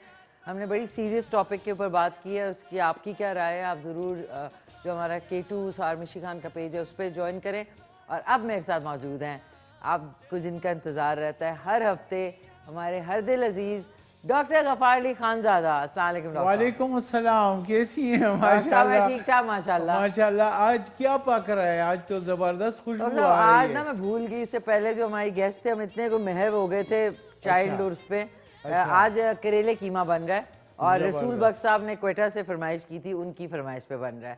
कैसे आप? माशाल्लाह जबरदस्त लग अल्हम्दुलिल्लाह रहे मैं हैं। बिल्कुल ठीक हूँ। आप आज भी माशाल्लाह फ्रेश हैं। डॉक्टर साहब कोशिश है, डॉक्टर साहब आज बाल मेरे से नहीं बने तो मैंने अपने नॉर्मल बाल बनाए हैं। तो वो तो माशाल्लाह इतने नेचुरल और खूबसूरत अच्छे अच्छा, लग वो रहे हैं। आजकल हमें सोशल मीडिया और अदरवाइज नेचुरल से बिल्कुल दूर हो गए हैं। हमें आर्टिफिशियल हेयर एक्सटेंशंस और फलाना नहीं, ये जो आपको ना ये माशाल्लाह बड़े अच्छे लग रहे हैं। और आज तो आप बिल्कुल माशाल्लाह घोड़े की कमी रह गई है। कैसे हैं डॉक्टर साहब? जबरदस्त वेलकम ऑन द शो। बिल्कुल। डॉक्टर साहब आपने अभी एक जिक्र किया कोरोना वायरस का, बिल्कुल बिल्कुल। तो उसके हवाले से नाज़रीन आप लोगों का कोई भी सवाल हो आप कॉल कर सकते हैं 051-8094-521 पे, और उसके अलावा 0335-4888-434 पे आप मैसेज कर सकते हैं। डॉक्टर साहब कोविड-19 कोरोना वायरस जी सर्दियों में क्यों इतना डेंजरस इसको कह रहे हैं कि ये बहुत खतरनाक हो गया है? और ये तो असल में हर वक्त ख़तरनाक ही रहता है, लेकिन ये कि इसका सर्दियों और गर्मियों के साथ इतना वो ताल्लुक तो नहीं है जी। लेकिन जब लोग थोड़ी सी लापरवाही करते हैं ना जी, बेसिकली ये एक ऐसा वायरस है कि इसका कैरियर जो है ना जी। वो इंसान है जी इंसान अपने साथ इसको लेके कैरी करता है। सही। तो आपने देखा होगा कि शुरू में तो बहुत ज़्यादा लोगों ने हिफाजती इक़दामात अपनाए, बट बाद में लोग ज़रा वो हो गए, ज़रा लापरवाही हमने बरत ली। सही। तो फिर उसमें अब देखे ना उसका रिजल्ट आ रहा है कि अब ये चूंकि ह्यूमन टू ह्यूमन इसका स्प्रेडिंग है, इंसान से दूसरे इंसान को ये बीमारी लगती है जी। तो अब ज़रा एहतियात करनी चाहिए।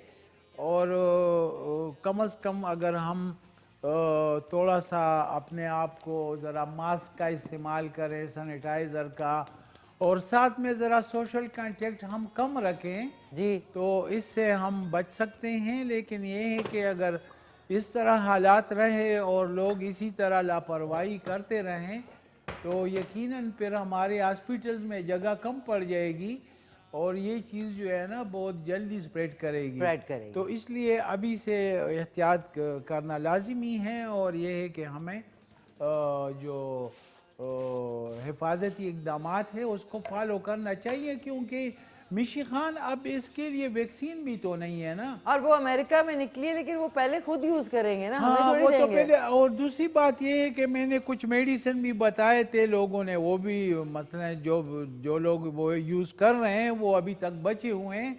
उसके लिए मैंने कैलेंडुला का बताया था, ये एक टेंचर है जो कैलेंडुला जर्मनी फार्मूले के मुताबिक है। ये कैलेंडुला टेंचर अवेलेबल है। इसकी 450 ml की बोतल जो है ना वो एक घर में रखनी चाहिए। वो 2500 या 2500 में आ जाती है।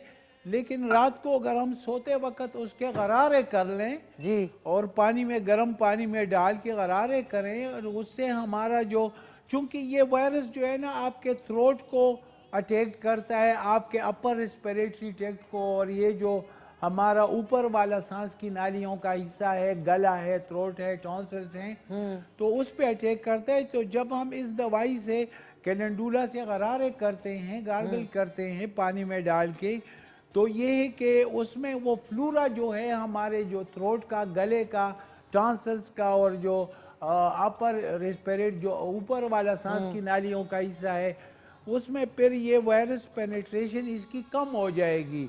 और ये है कि ये फिर कम मुतासिर करता है। उससे हमारे अंदरूनी जो स्क्वैमस सेल्स हैं, जो पर्दा है गले का, वो जो प्रोटेक्शन के लिए ये दवाई बहुत अच्छी है। और इसकी अगर सुबह भी गरारे करते जाएं या अगर 3 टाइम इसके गरारे करें हम पानी में डाल के, तो हमारा जो गले का फ्लूरा है, जो झिल्ली है, वो मजबूत रहेगी।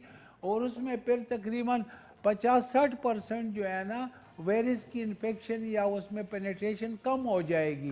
तो इसलिए हमें एक तो कैलेंडुला घर में रखनी चाहिए। ये हेमोपैथिक की दवा है, बड़ी नेचुरल है, कोई इसमें केमिकल। डॉक्टर विल्मर शुआबे की है डॉक्टर साहब? ये अगर लोकल भी लेने पाकिस्तानी विल्मर शुआबे की, तो उसकी अगर 450 ml या 1000 उसमें हम लेंगे ml, तो वो तो काफी महंगी है, 8-10 हज़ार रुपए की, 15-16 हज़ार रुपए की आएगी।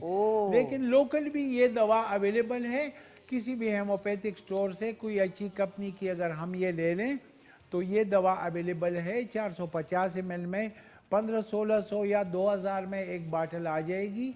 और अगर छोटी बाटल लें तो वो भी लोकल हमारी 200-250-300 रुपए में आ जाएगी, जर्मनी की। ठीक है। तो इसके 10 कतरे डाल के गरारे करें, उससे फ्लूरा मजबूत होगा और आपको चांसेस। फिर उसके साथ कुछ मेडिसिन मैंने बताए थे कि वो ओरली भी अगर ले लें तो वो प्रिवेंशन रहेगी का ना। एक वो दवा है ट्यूबरकुलिनम। अच्छा डॉक्टर साहब, ये ट्यूबरकुलिनियम आप बताना। लेकिन एक हमारे साथ कॉलर है, ये कीमा करेले तो बन रहे हैं, आलू पड़े हुए थे, मैंने कहा आज हमारा इस हफ्ते का लास्ट प्रोग्राम है, आलू भी बना लेते हैं इंशाल्लाह। आलू भी साथ बना लें आलू का तो और ही मजा है ना। हेलो अस्सलाम वालेकुम। वालेकुम अस्सलाम। अस्सलाम वालेकुम। जी वालेकुम अस्सलाम। कौन बोल रही हैं? क्या हाल है? मैं एबटाबाद से अमारिया बात कर रही हूँ। अमारिया फ्रॉम एबटाबाद। जी जी अमारिया, क्या कहना चाहेंगी? जी ये मैं क्वेश्चन का आंसर देना चाह रही थी आपको। आंसर देना है कि दुनिया में सबसे ज्यादा महंगी तरीन जमीन किस मुल्क में है? जी ये चीन के शहर हांगकांग में। हांगकांग में है आपके ख्याल में? अच्छा। और सेकंड जो है वो सेकंड सिंगापुर में। सिंगापुर में। ओके, जबरदस्त, आपका जवाब नोट कर। डॉक्टर साहब वो हांगकांग। हांगकांग में। अच्छा डॉक्टर साहब से कुछ पूछना चाहेंगी? अब आपकी कॉल मिल गई है तो आप लकी हैं। बहुत बहुत शुक्रिया आपका। जी मैं ये डॉक्टर साहब से यही पूछना चाह रही थी कि देखें बात ऐसे भी पेशेंट हैं जो ये 1500-2000 की अफोर्ड नहीं कर सकते मेडिसिन, तो कुछ नहीं, ऐसा ये बताएं कि जो घर में ये जो बाटल है ना, ये पूरे घर के लिए मैं बात कर रहा हूँ। वैसे एक बंदे के लिए तो 200-250 वाली बॉटल रुपए की खरीद के वो 1 महीने के लिए काफी है। ये अगर पूरे घर के लिए खरीदना हुआ, घर में 8-10 बंदे जो होते हैं पूरे फैमिली के लिए अगर लेना है तो फिर बड़ी बाटल, इसलिए मैंने बताया 1500-1600 2000 की आई 450 ml, वो पूरे घर के लिए जो है ना 3-4 माह वो चल जाएगी। नहीं डॉक्टर साहब, ये मैं ये पूछना चाह रही हूँ कि हमारे आप देखें कि बहुत सा ऐसा मतलब लोकल बैकग्राउंड एरियाज हैं जहाँ पे नहीं मिल सकती, तो आप कोई होम रेमेडी चीज बताएं कि जो घर में भी तैयार हो सके और आसानी से अवेलेबल हो गरीब लोगों के लिए। वो तो स्टोर में जो है ना बिल्कुल 100-150 रुपए की कंपनी की बॉटल भी आ जाती है 30 ml में, 30 ml में, तो वो भी एक बंदे के लिए काफ़ी है। महीने के लिए अगर 10 कतरे वो रात को सुबह गरारे करें, 5-5 कतरों का कर लें पानी में डाल के, तो वो एक बंदे के लिए 1 माह चल जाएगी 200-250 वाली बॉटल। लेकिन ये कि ये जो कैलेंडुला है 450 ml में, घर में एक बंदा तो नहीं होता, पूरी फैमिली के लिए ये 450 ml की है, महीने 2 महीने के लिए काफ़ी है। काफ़ी है। थैंक यू सो मच हमारिया फ्रॉम, मैंने कहा डॉक्टर साहब आपके साथ यहाँ आके बैठ के थोड़ी सी आलू काट लेते हैं और आपकी बातें भी सुनते हैं। माशाल्लाह। ठीक है, तो अच्छा ये बताएं डॉक्टर साहब, अब ये हफ्ता डॉक्टर साहब आज की डॉक्टर साहब की ड्रेसिंग शूज से लेके सॉक्स, फिर उसके बाद टाई, उसके बाद उनका रुमाल, नहीं अब मैं चाहूंगी कि हमारी जो कैमरा टीम है वो दिखाए डॉक्टर साहब की आज की स्टाइलिंग। डॉक्टर साहब ये आपने मैरून कलर को कुछ, डॉक्टर साहब आज आप कहाँ जा रहे हैं? अब आप हाइकिंग पे तो जा रहे हैं। नहीं यकीन करें, मैं बस इसी तरह आपकी तरह बस मैं कुछ उठा लिया और पहन लिया, बस मैचिंग कर लिया और वो नहीं बस इसी तरह ही होता है। You always are looking very hot. T मैंने हटा दी, हॉट किया। एक हमारे साथ माफ कीजिएगा कॉलर भी है नाज़रीन। हेलो अस्सलाम वालेकुम। अस्सलाम वालेकुम, कैसी हैं मैम? ठीक है ठीक ठाक, खैरियत से। आप सुनाएं कैसी हैं? खैरियत से हैं? जी मैं ठीक हूँ जी। आज आप बहुत प्यारी लग रही हैं। अच्छा, आज मैंने कुछ नहीं किया और शायद शुक्रिया यार, मैं आपने मुझे अच्छा कहा, बहुत शुक्रिया, thank you so much. Mariam from Rawalpindi. आज का कोई सवाल है? जी जी, सबसे ज्यादा महंगी तरीन जमीन जो है वो किस मुल्क में है?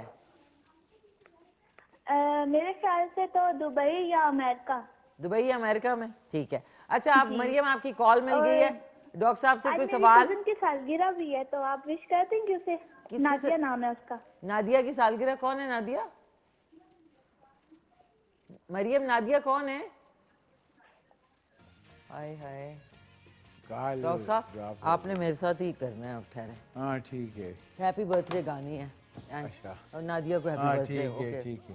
Okay, 1 2 3 4 happy birthday to you, happy birthday to you, happy birthday dear Nadia, happy birthday to you. Doctor आप लगता है गाड़ी चला। Happy birthday to you.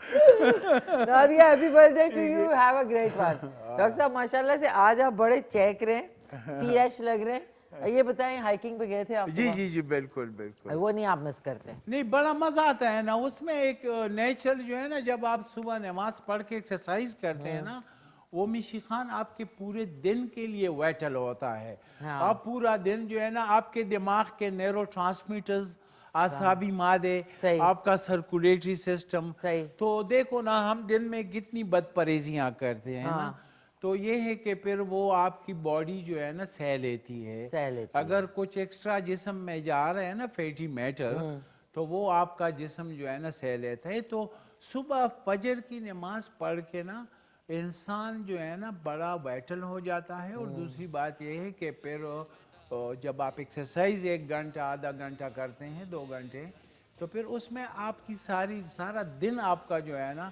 वो आपके गर्दिश दौरानी खून, जिस जगह पे आपका ऑक्सीजन जिस सेल्स में नहीं पहुंच पा रहा वो भी पहुंच जाता है और आप फ्रेश होते हैं। तो यही नेचर है ना। अब देखो ना, हम बहुत खुशकिस्मत हैं मिशी खान। सही। देखो हम इसलिए खुशकिस्मत हैं कि हमारे दीन हमें 5 वक्त नमाज हमें दे दिया है।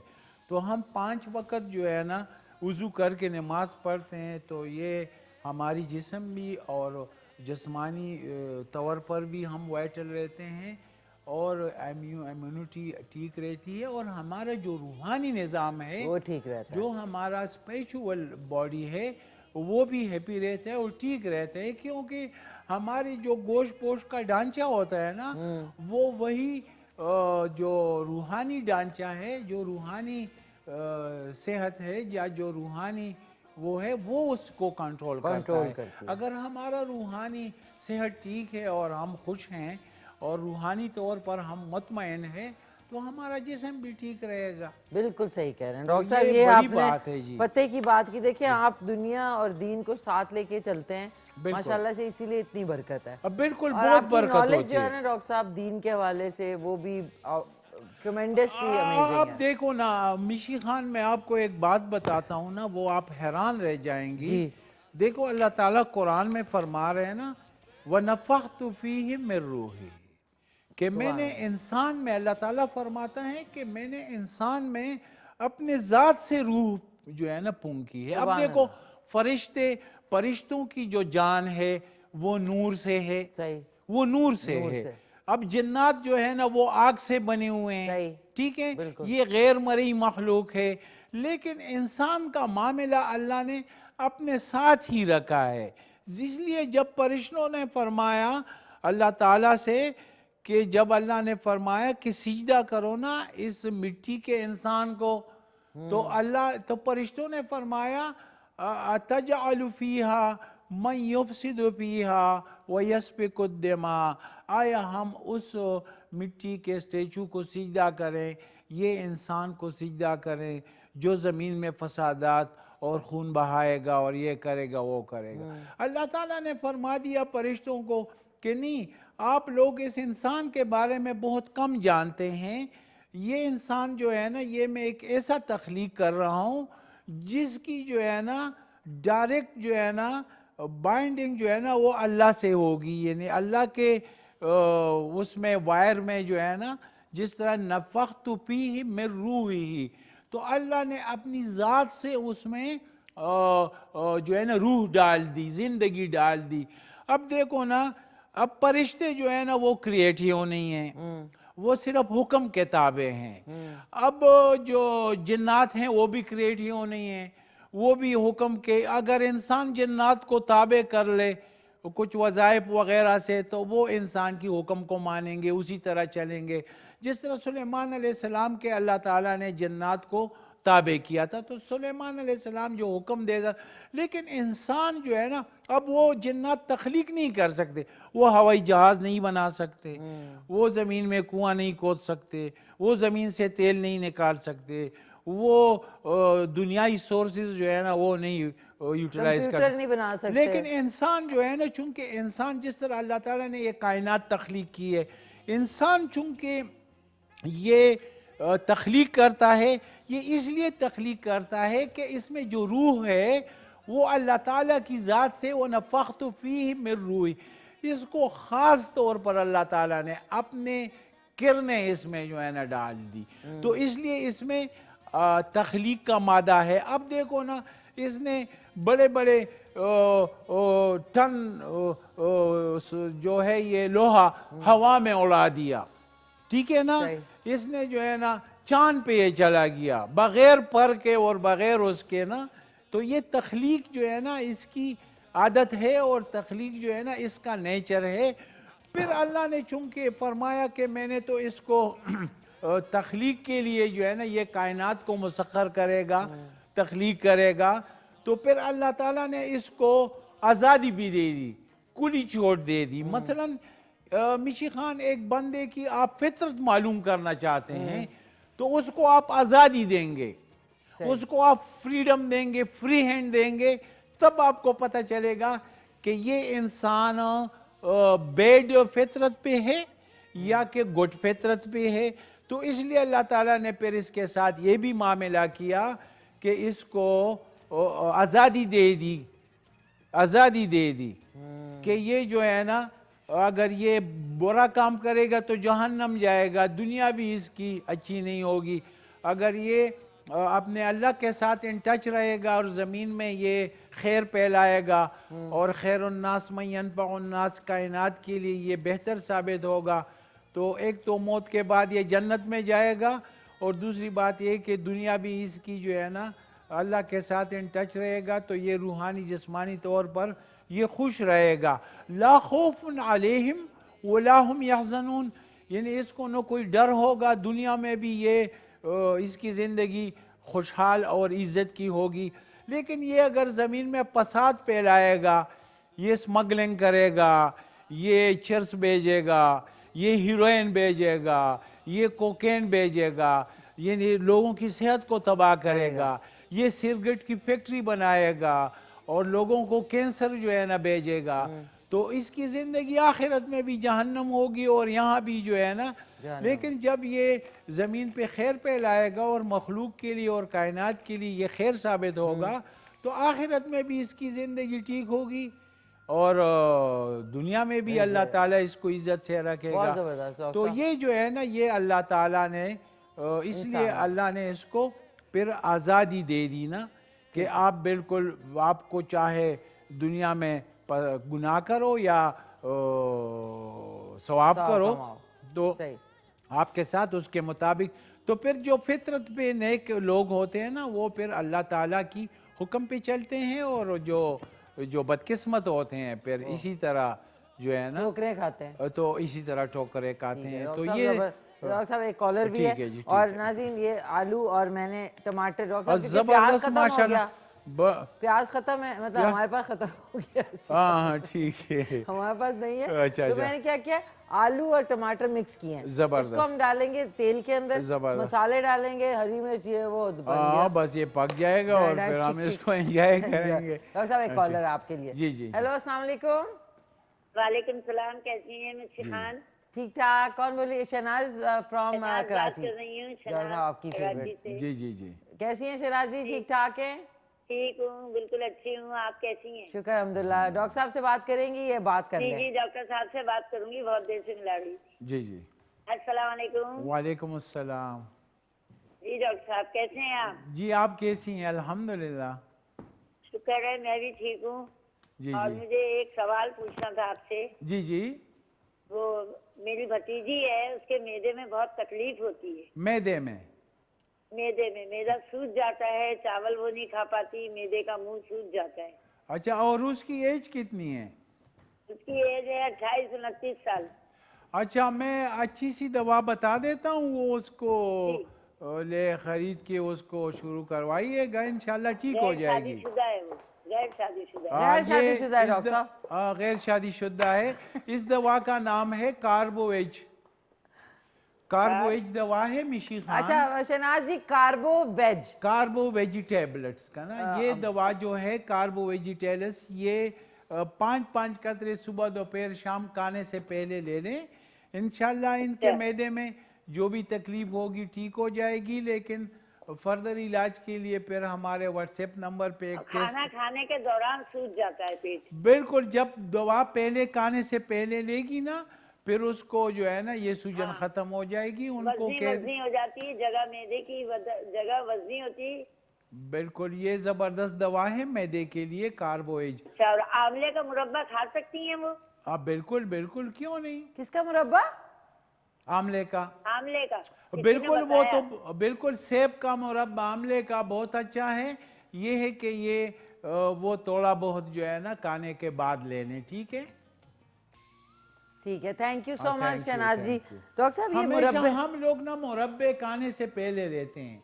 खाने से पहले खाना चाहिए? लोग खाते हैं ना, नहीं खाना चाहिए। नहीं खाना खाने चाहिए। से पहले जितने भी मुरब्बे हैं ना, वो खाने के बाद थोड़ा सा लेना चाहिए, और वो ग़िज़ा के तौर पे नहीं लेने चाहिए, दवा के तौर पे खाने के बाद जो है ना थोड़ा सा ले लें तो गाजर का हो गया, सेब का हो गया। लोग खाने के बाद मिशी खान गुड़ वगैरह खाते हैं ना, तो अगर मुरब्बा थोड़ा सा खा लें तो वो अच्छा फायदेमंद। और अच्छा डॉक्टर साहब, मुरब्बे का क्या फायदा होता है? इसका ये फायदा होता है कि ये जरा हमारे मैदे के जो डाइजेस्टिव एंजाइम्स है ना, जो जूसेस है, उसको एनहांस करते हैं। अच्छा। और ये उसको जो है ना हजम में काफी जो है ना ये मदद देते हैं। ठीक है डॉक्टर साहब। डॉक्टर साहब, एक कॉलर हैं और उसके बाद नाज़रीन जो करेले कीमा जो कि रसूल बख्श साहब ने क्वेटा से कहा था वो बन रहा है। और इसमें मैंने सिर्फ तेल डाला है डॉक्टर साहब, ये आपके लिए स्पेशली ये बन रहा है। जबरदस्त, आलू माशाल्लाह। नाज़ीन और टमाटर और हरी मिर्चें इस तरह करके अच्छा सॉरी ये देख लें, आलू टमाटर डॉक्टर साहब सिर्फ काटे, बिल्कुल बीच में जबरदस्त। प्याज बिल्कुल नहीं है। माशाल्लाह, और बिल्कुल इसको हम जबरदस्त। तेल में डाल देंगे बिल्कुल। हरी मिर्चों के साथ, और और लाल हरी मिर्च नमक हरी मिर्चों का तो कीमे और उसमें भी बड़ा मजा डालें होता डॉक्टर है। साहब डालें। हाँ, और बिल्कुल। सिर्फ आपने लाल मिर्च नमक हल्दी और थोड़ा सा जीरा डालना है, बिल्कुल। और कुटी हुई लाल मिर्च, और जबरदस्ती भुजिया बन जाएगी। एक डॉक्टर साहब आपके लिए कॉलर है। हेलो मेरे अस्सलाम लिए वालेकुम। जी अस्सलाम वालेकुम। जी भाई वालेकुम। साहब। अरशद बोल रहा हूँ। जी जी जी अरशद साहब डॉक्टर साहब से बात करेंगे। डॉक्टर साहब से बात कराइए। करें। जी अरशद खान कैसे हैं आप? अल्लाह का एहसान है, आप खैरियत से हैं डॉक्टर साहब? शुक्र है जी, बताएं जी। डॉक्टर साहब मैं डायबिटिक हूँ तकरीबन 20 साल से। और डियाबेटिक हैं आप? जी डायबिटिक हूँ। जी जी। और दवाएं भी खा रहा हूँ, मतलब ये जो है अंग्रेजी दवाएं, जी जी एमरिन जी जी। 1 mg और ग्लोकोफेज 250 mg। और आपका वजन जी कितना है अरशद मेरा खान? वजन 90 kg। 98। और हाइट? 90 kg 90। अच्छा 90। तो आपकी हाइट कितनी है जी? मेरी हाइट 6 फुट 1 इंच। जी जी ठीक है ठीक है। मगर मैं जो बात आपसे पूछना चाह रहा हूँ या बताना चाह रहा हूँ या उसका इलाज चाह रहा हूँ, मैंने बड़े अच्छे अच्छे होम्योपैथिक डॉक्टरों को भी दिखाया, वो कहते हैं शुगर का इलाज इसमें नहीं है। और किस में नहीं है? ये इसमें होम्योपैथ में हम नहीं कर सकते, पता नहीं आपकी शुगर किस टाइप की है। अच्छा ठीक है जी एक जी। चीज, दूसरी चीज जो डॉक्टर साहब जो मैं पता करना चाह रहा हूँ वो ये है कि मुझे कितने ही जख्म लग जाएं, कितने ही टाके लग जाएं जिस्म पे, जी जी कितनी चोटें लग जाएं, अल्हम्दुलिल्लाह लाख लाख शुक्र है मेरा जिस्म पकता बिल्कुल नहीं है। जी। और आपकी एज कितनी है अरशद खान? मेरी एज 72 है डॉक्टर साहब। माशाल्लाह। कितनी? 72। 72। माशाल्लाह माशाल्लाह। और ठीक है जी। अच्छा अरशद खान साहब, आप रावलपिंडी में रहते हैं, तो आप डॉक्टर साहब से जाके मैं गया था उधर इनके वहाँ पर, ये जो कौन सा प्लाजा है, पैरागॉन प्लाजा में, G9 मरकज, तो उस वक्त डॉक्टर साहब नहीं थे। जी जी। मैं 3 दिन होता हूँ, पीर मंगल और बुध को 2 बजे से रात 9 बजे तक। पैरागॉन प्लाजा है ना? जी पैरागॉन प्लाजा। मैं 2 बजे बैठता हूँ, पीर मंगल और बुध 3 दिन। अच्छा मैं पहले पहुंच गया था 2 बजे से। जी जी। अच्छा पहले तो पहुंच डॉक्टर गए थे। इसका मुझे सिर्फ शॉर्टकट में बता दीजिएगा, ऐसा इलाज है होम्योपैथ में? हाँ मैं आपको बताता हूँ। Thank you so much Arshad Khan साहब। वैसे आप दोबारा से चले जाएं 2 से रात 9 बजे तक, पीर मंगल बुध यानी मंडे जी, ट्यूसडे बिल्कुल। वेंसडे को डॉक्टर साहब पैरागॉन प्लाजा G9 मरकज फर्स्ट फ्लोर पे बैठते हैं। अब मैं इनके सवाल का जवाब भी दे डॉक्टर दूं। साहब रुक हाँ, जाएं, ठीक एक है। कमर्शियल ब्रेक है। हाँ, ठीक है, माफ हम कीजिएगा। ब्रेक पे जा हाँ जी, रहे एक हैं। कमर्शियल ब्रेक है, वापस आएंगे तो करेले कीमा बन गया और आलू मैंने अभी डाल दिया उसमें।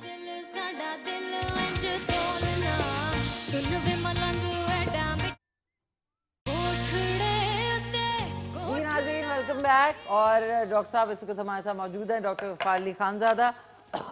इनके नंबर्स भी चल रहे हैं। और डॉक्टर साहब अरशद खान साहब रावलपिंडी से शुगर का पूछे थे, उनका जवाब बिल्कुल मैं उसको इसका जवाब दे दूं। शुगर का कोई भी मरीज हो, हाँ शुगर जिसे भी हो जाए वो लाइफ टाइम रहती है। और ये है कि शुगर का कोई भी मरीज हो, शुगर के नुस्खे के पीछे न पड़े, ये बिल्कुल गलत है। क्या क्योंकि मतलब डॉक्टर साहब? मतलब शुगर के मरीज किसी भी तरीके इलाज में हाँ। नुस्खा न ढूंढता फिरे, अच्छा ऐसा कुछ भी नहीं है। ये तो एक मेटाबॉलिक डिसऑर्डर है और इसमें ये ना कि एनाबॉलिज्म का ख्याल रखना पड़ता है। उसमें तो आपको ये आपके जिस्म का यानी ये कोई बीमारी नहीं है बेसिकली। अच्छा अच्छा। ये तो आपका जो है ना इंसुलिन, उसमें ये है कि रेजिस्टेंस आ जाता है सेल्स में। जब आपका इंसुलिन नहीं जा रहा होता है सेल्स में, वहाँ पे सेल में एक एनर्जी जनरेटर लगा होता है जिसे हम माइटोकॉन्ड्रिया कहते हैं। ठीक है। जब आपका इंसुलिन सेल में नहीं जाएगा तो आपकी एनर्जी नहीं बनेगी। सही है। आपका शुगर जो है ना वो सर्कुलेटरी गर्दिश दौरानी खून में ही दौड़ता जाएगा। दूसरी बात ये रही कि ये जख्म के बारे में कहते हैं कि मेरा कोई भी जख्म जो है ना वो जल्दी ठीक हो जाता है। सही। ये रेयर केसेस में होता है कि जख्म ठीक नहीं होता। लेकिन ये है कि आपको अगर आप भागते रहे नुस्खों के पीछे तो ये गलत हो जाएगा। क्योंकि शुगर में आपको चाहे किसी को शुगर है या नहीं है, आजकल तो 70 लाख बीमार तो हमारे पाकिस्तान में हो गए हैं, क्योंकि इसके लाइफस्टाइल के साथ ताल्लुक है। ठीक है। हर पांचवा छठा मरीज जो है ना शुगर का मरीज है। तो ये कि इसमें आपको लाइफस्टाइल के साथ ये करता है। सही। और दूसरी बात ये है कि आप जब लाइफस्टाइल को ठीक करेंगे, अपने वजन को फिट रखेंगे, एक्सरसाइज करेंगे और साथ में आप खुशहाल जिंदगी गुजारेंगे, तो यकीन करें आपका शुगर बगैर दवाई के कंट्रोल होगा। रही बात हेमोपैथिक की, तो जो बंदा हेमोपैथिक तरीके में अपना इलाज करता है शुगर का, तो अगर वो नेचुरल लाइफ स्टाइल को फॉलो करता है तो वो दूसरे तरीके इलाज के निस्बत उसकी सेहत और भी अच्छी रहती है और उसका शुगर कंट्रोल रहता है। लेकिन ये कि हर हेमोपैथिक डॉक्टर इस चीज़ को नहीं समझता, या तो उसने जो है ना उसमें उसकी एक्सपीरियंस कम होती है।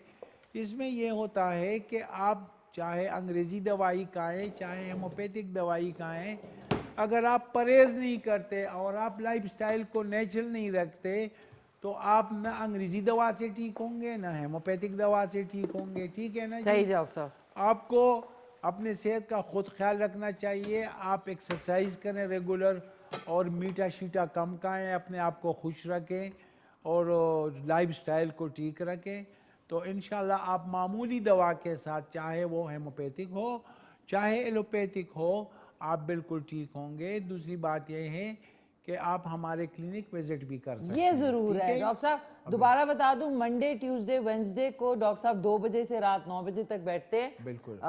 पैरागॉन प्लाजा G9 मरकज। बिल्कुल G9 मरकज। डॉक्टर साहब ये बताइए, पूरी बिल्डिंग आपकी है पैरागॉन प्लाजा? उसमें तो हमारी तो नहीं है, हमारे पास तो डॉक्टर साहब पूरी बिल्डिंग ले लें। कुछ हिस्सा है हमारे पास, ठीक है ना? बस आपने अपनी जो है ना ये जो, अच्छा क्लिनिक का नाम भी बताएं। नहीं, हम एक जो है ना वो बनाएंगे इस्लामाबाद में, एक इंटरनेशनल लेवल की क्लिनिक बनाएंगे। मैंने CDA में अप्लाई किए, कोई कमर्शियल प्लाट अच्छे उसमें मिल जाए ना, तो फिर आप अपनी मर्जी का बनवाएंगे। हाँ, लीज पे मिल जाएगा ना, तो हम उसमें इंशाल्लाह एक तो मैं उसमें अच्छा सा नेचुरल ब्यूटी पार्लर बनाऊंगा, ब्यूटी क्लिनिक औरतों के लिए, लड़कियों के लिए। और दूसरी बात है जो नेचुरल तरीके पे उनकी ब्यूटी क्लिनिक होगी। और वो जो है ना, और दूसरी बात ये है कि हम उसमें अच्छी सी लैब बनाएंगे और क्लिनिक जो है ना वो हम उसमें, लेकिन ये है कि हमें अच्छी सी जगह मिल जाए इंशाल्लाह CDA की तरफ से लीज पे इंशाल्लाह डॉक्टर साहब, तो हम उसमें करेंगे इंशाल्लाह। डॉक्टर साहब जरूर मिलेगी। एक हमारे साथ कॉलर है। हेलो अस्सलाम वालेकुम। ये बन गया मैडम मिसी खान, मैं बासित अली बात बोल रहा हूँ रावलपिंडी कागज रोड से। जी जी, आप सब? मैं ठीक ठाक। बाकिर अली साहब आप सुनाइए। रावलपिंडी साहब माशाल्लाह, खुदा की कसम, इतना मैंने सवाल सोचा हुआ था, इनकी इतनी खूबसूरत शख्सियत, मैं सवाल ही भूल गया। पहली बात। दूसरी बात, इन्होंने अभी एक बात की थी खुश रहने की मैडम। तो बिल्कुल हमारी जिंदगी जो है वो बड़ी मुख्तसर है और हमें खुश ही रहना चाहिए। और मैंने डॉक्टर साहब आपसे अभी मैं पूछता हूँ सवाल, मैंने मैडम आपकी परसों PTV की 56वीं सालगिरह थी और माशाल्लाह आपके एक कुलीग थे अदनान सिद्दीकी, वो PTV पे बैठ गया, वो बहुत अप्रिशिएट कर रहे थे, वो आपको बताना मकसूद था। दूसरा डॉक्टर साहब, हमारे एक दोस्त हैं, उनका कद बहुत लंबा है और उनका पेट बहुत बाहर है, तो वो कहते हैं कि पेट अंदर करना है ताकि मेरी जो लंबाई है ना हीरो वाली खूबसूरती है वो कायम रहे। तो उनका पेट उनके आड़े आता है और उनका कद इतना है कि मैं आपको वैसी मिसाल देता हूँ, अगर उनके हाथ से बच्चा गिरे तो फौत हो जाएगा, लेकिन इतना कद है उनका। जी मैं जी जी, आपको बता रहा हूँ जी, माशाल्लाह माशाल्लाह। तो बाकी डॉक्टर साहब ये है, मैंने ये तो आपसे पूछ लिया। दूसरा इंशाल्लाह ताला आपसे मुलाकात भी होगी और CDA से रिलेटेड कोई काम हुआ बताइएगा। हम सोशल वर्कर हैं और K2 चैनल का शुक्रिया कि इतने खूबसूरत लोगों को बिठाते हैं। और माशाल्लाह मैडम आपका जो होस्ट करने का स्टाइल है बहुत अच्छा है माशाल्लाह। मेरी एक रिक्वेस्ट है आपसे। जी जी बात साहब। मेरी बेगम की सिस्टर हैं, उनकी आज खुशकिस्मती से सालगिरह है। तहरीम नाम है उनका। क्या नाम है उनका? अगर उसको आप तहरीम नाम है, अगर ताड़ी मार के उससे अप्रिशिएट करते हैं डॉक्टर साहब के साथ, वो खुश हो जाएंगी। बेगम अंडा और कुलचा खा रही है। तहरीम है, तहरीम है। बासिर साहब माशाल्लाह आपने जो लॉन्ग बूट पहने आज मुझे शहबाज शरीफ याद आ गई। अल्लाह ताला आपको थैंक यू मैडम। माशाल्लाह तहरीम नाम है, तहरीम नाम है बासिर साहब। है मेरी टीम बताओ तहरीम है कि हरीम है? तहरीम। डॉक्टर साहब I am coming to you. ये एक नया सेगमेंट शुरू करते हैं। ठीक है ना, ठीक है, नहीं वैसे होना चाहिए, अच्छी बात है। ओके 1 2 3। अच्छी 1 2 अब ये तहरीम के लिए, क्योंकि तहरीम की बर्थडे जो कि बासिर अली साहब की बिल्कुल हम वाइफ की बहन है। बिल्कुल बिल्कुल ठीक है ना? बिल्कुल बिल्कुल। Okay 1 2 1 2 3 happy birthday to you, happy birthday to you, happy birthday dear Tehreem, happy birthday to you.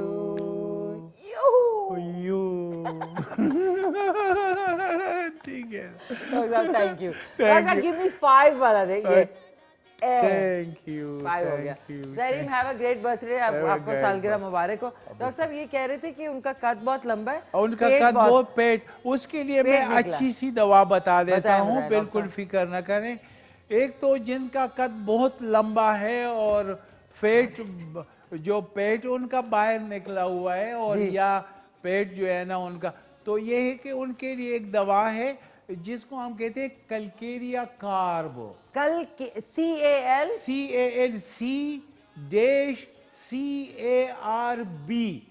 Calcarea carb 200 में। ये जर्मनी के लिए छोटी सी पोटेंसी आती है और ये जो कैलकेरिया कार्ब दवा है छोटी सी पोटेंसी है, ये 300-400 की 500 की आ जाएगी जर्मनी की। ठीक है। इसके कम से कम 10 कतरे सुबह नाश्ते से पहले आप लेने।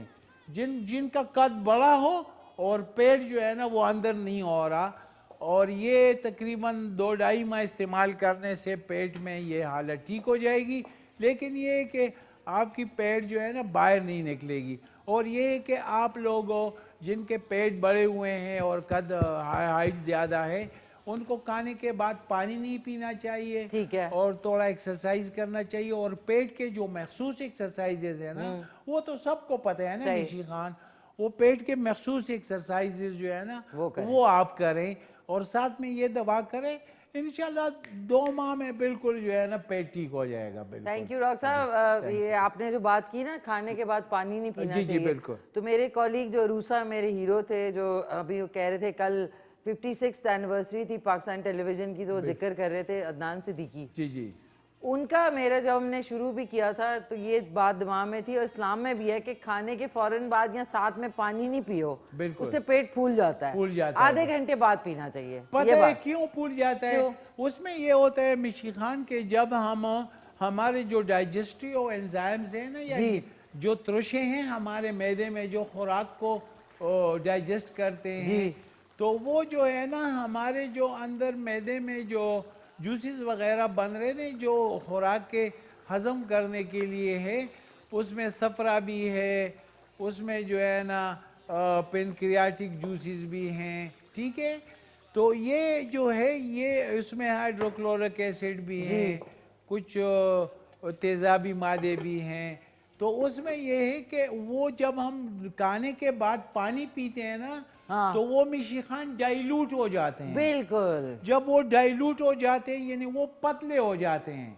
जब वो पतले हो जाते हैं डाइजेस्टिव एंजाइम, तो फिर हमारा पेट फूल जाता है और उसमें ये है कि हमारी सही तरीके से डाइजेशन भी नहीं होती। तो कोशिश करें कि घंटे तक जो है ना खाने के बाद आधे घंटे तक पानी नहीं पीना चाहिए। और ये है कि आपको थोड़ा सा जो है ना, जो वो पेशेंट जो नॉन डायबिटिक हो, जो शुगर के मरीज़ नहीं है, वो थोड़ा सा मीठा या कोई मुरब्बा वो लेने खाने के बाद। तो ये है कि आप लोग जो है ना, और ये है कि एक तो खाने के बाद हम चलते हैं, खाने के बाद चलना नहीं चाहिए। अच्छा, और नहाना भी नहीं चाहिए। नहाना भी नहीं चाहिए और खाने के बाद जो है ना चलना नहीं चाहिए, क्योंकि खाने के बाद थोड़ा बहुत जो है ना 15-20 मिनट तक तो उसी जगह पे बैठना चाहिए। ये बड़ी अच्छी बात की डॉक्टर साहब। एक हमारे साथ कॉलर है नाजी, मैंने हरा धनिया डाल दिया।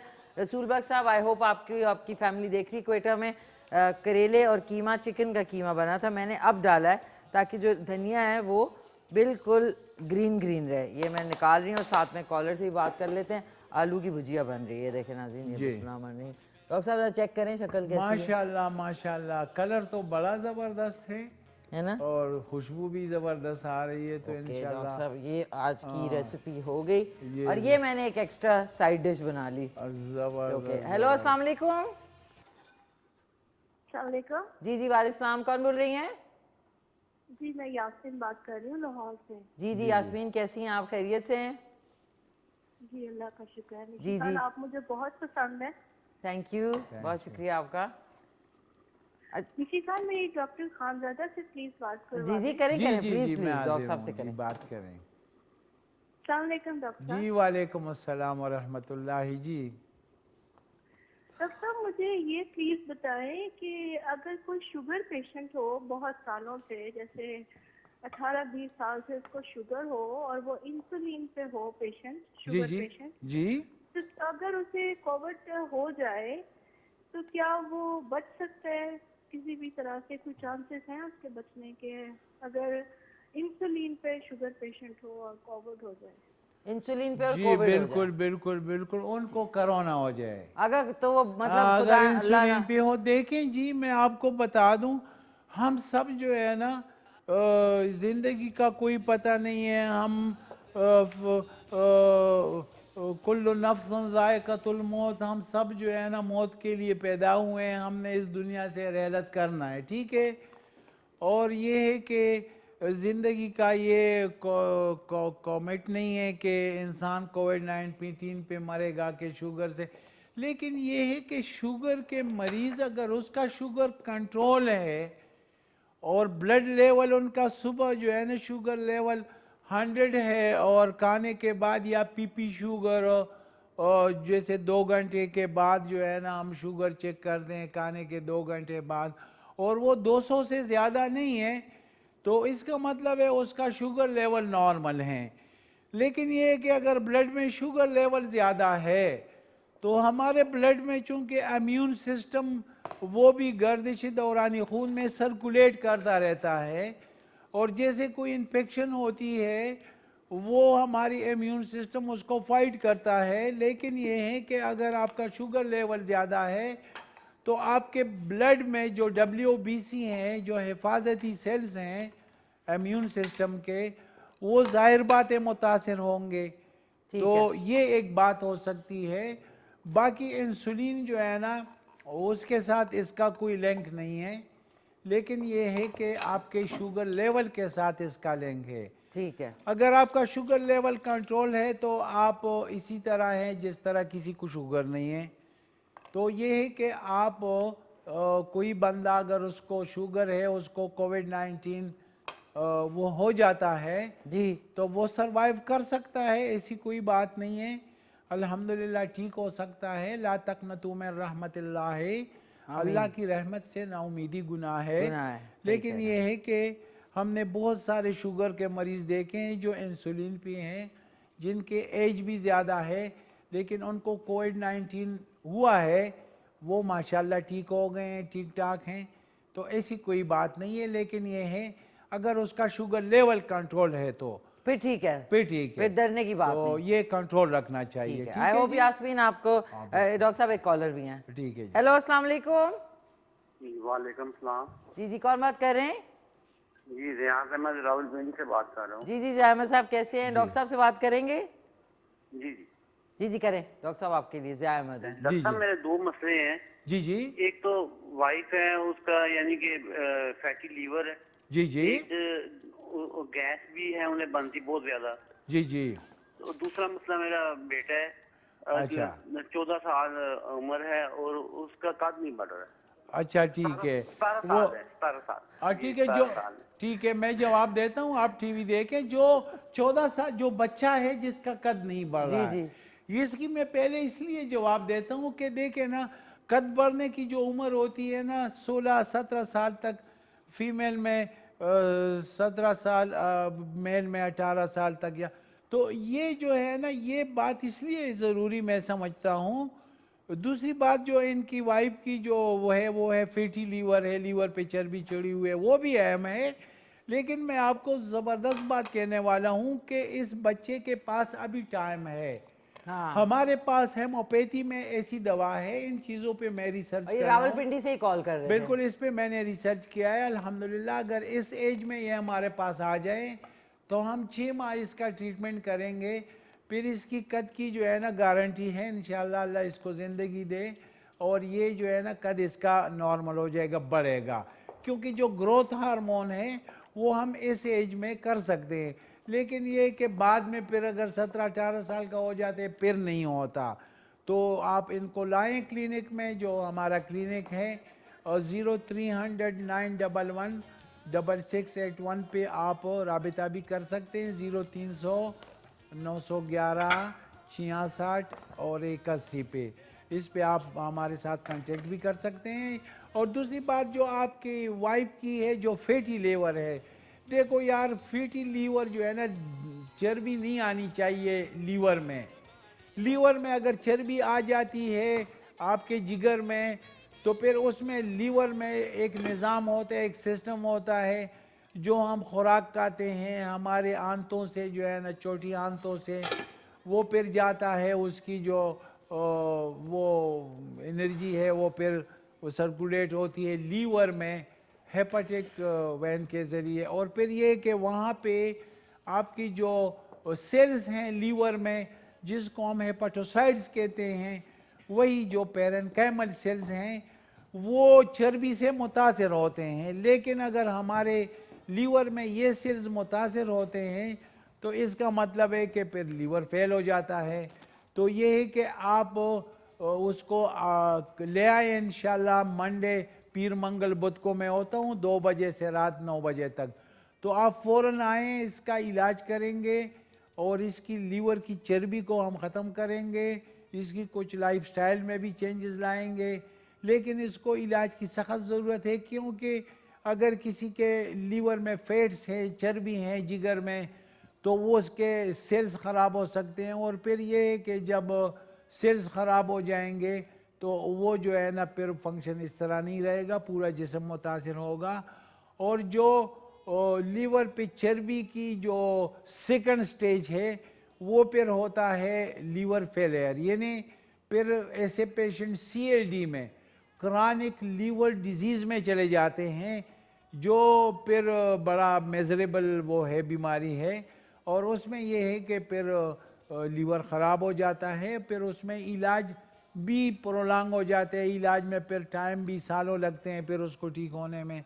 तो इसलिए अभी से इसको लाएं क्लिनिक में, ताकि इसकी चर्बी को हम ख़त्म करें और लीवर साफ़ हो जाए। ले कि आपका फिर लीवर जो है ना इसका फेल नहीं होगा और क्रॉनिक लीवर डिजीज़ में नहीं जाएगी। ठीक है जी। एक तस्वीर। हाँ, थैंक यू ज़बरदस्त।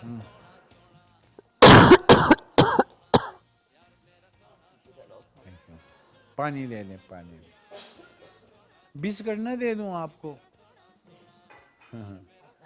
तो और आए ना डॉक्टर साहब। हाँ ठीक है, ठीक है। हम फिर अभी टेस्ट करें ना, तैयार हो गया, सब तैयार है डॉक्टर साहब। रोटियां ऑन देयर वे है। जबरदस्त हमने फोन पे रोटियां मंगवाई हैं। जबरदस्त। अच्छा डॉक्टर साहब, ये तो बन गया, सलाद भी मैंने बना दिया साथ। नाज़रीन इस तरह किया करें। Thank you so much team का, सबका। ये करेले कीमा रसूल बख्श साहब क्वेटा से, और ये बन गया डॉक्टर साहब हमने साइड डिश जो बनाई। ठहरें, ये तो बिल्कुल, ये बिल्कुल तरकारी बनी है। जबरदस्त, माशाल्लाह, ये तो बहुत जल्दी बन गया। ये आलू मैंने जरा नॉर्मल काटे थे ना डॉक्टर साहब। ये देखें नाज़रीन, आज की डिश जो है वो रेडी हो चुकी है, और इसको हम अपने डोंगू में निकाल गरम गरम गरम गरम गरम गरम गरम गरम। ये देख लें, ये आज की, ओ सॉरी, जबरदस्त। एक सेकंड मैं इसको जरा क्लीन कर लूँ। ये डॉक्टर साहब, ये और ये आज की दोनों डिशेस जो हैं वो कंप्लीट हैं डॉक्टर साहब। और आपको चम्मच देती हूँ, अब आपने थोड़ा इस पे हल्का सा धनिया डाल दें इसको, जो है ना। डॉक्टर साहब ये लें, जबरदस्त। टेस्टिंग टाइम, वो वाले आप टेस्ट करें पहले। हाँ, वो करते हैं जी। बिस्मिल्लाह बिस्मिल्लाह बिस्मिल्लाह, है ना, जबरदस्त। बिस्मिल्लाह बिस्मिल्लाह। इतनी जबरदस्त बनी है ना माशाल्लाह, इसमें इंग्रेडिएंट भी ठीक है। माशाल्लाह। ओके नाज़रीन, सवाल का जवाब है नाज़रीन, हांगकांग में सबसे ज़्यादा जो है महंगी जो है ज़मीन है। डॉक्टर साहब ये जल्दी से ले लें और ये ट्राई कर लें। और नाज़रीन अपना ख्याल रखें। आलू ये नए चमचे दिए हैं, ज़्यादा वो तो नहीं है ना गरम हो। ओह, होटल वाली तरकारी बनी है। हाय माशाल्लाह, जबरदस्त जबरदस्त कसम। डॉक्टर साहब थैंक यू सो मच, बहुत बहुत शुक्रिया। इंशाल्लाह नाज़रीन आप लोगों से मुलाकात होगी। अब मेरी जुमेरात वाले दिन। तब तक इंशाल्लाह। अपना ख्याल रखें, घर वालों का ख्याल रखें। सबका बहुत बहुत शुक्रिया। एंड रात में रिपीट में 10:30 बजे शो देख रहे हैं, आप भूलिएगा। टेक केयर, अल्लाह हाफिज। डॉक्टर अल्लाह साहब मिलके हाफिज। कहते हैं पाकिस्तान जिंदाबाद। जिंदाबाद।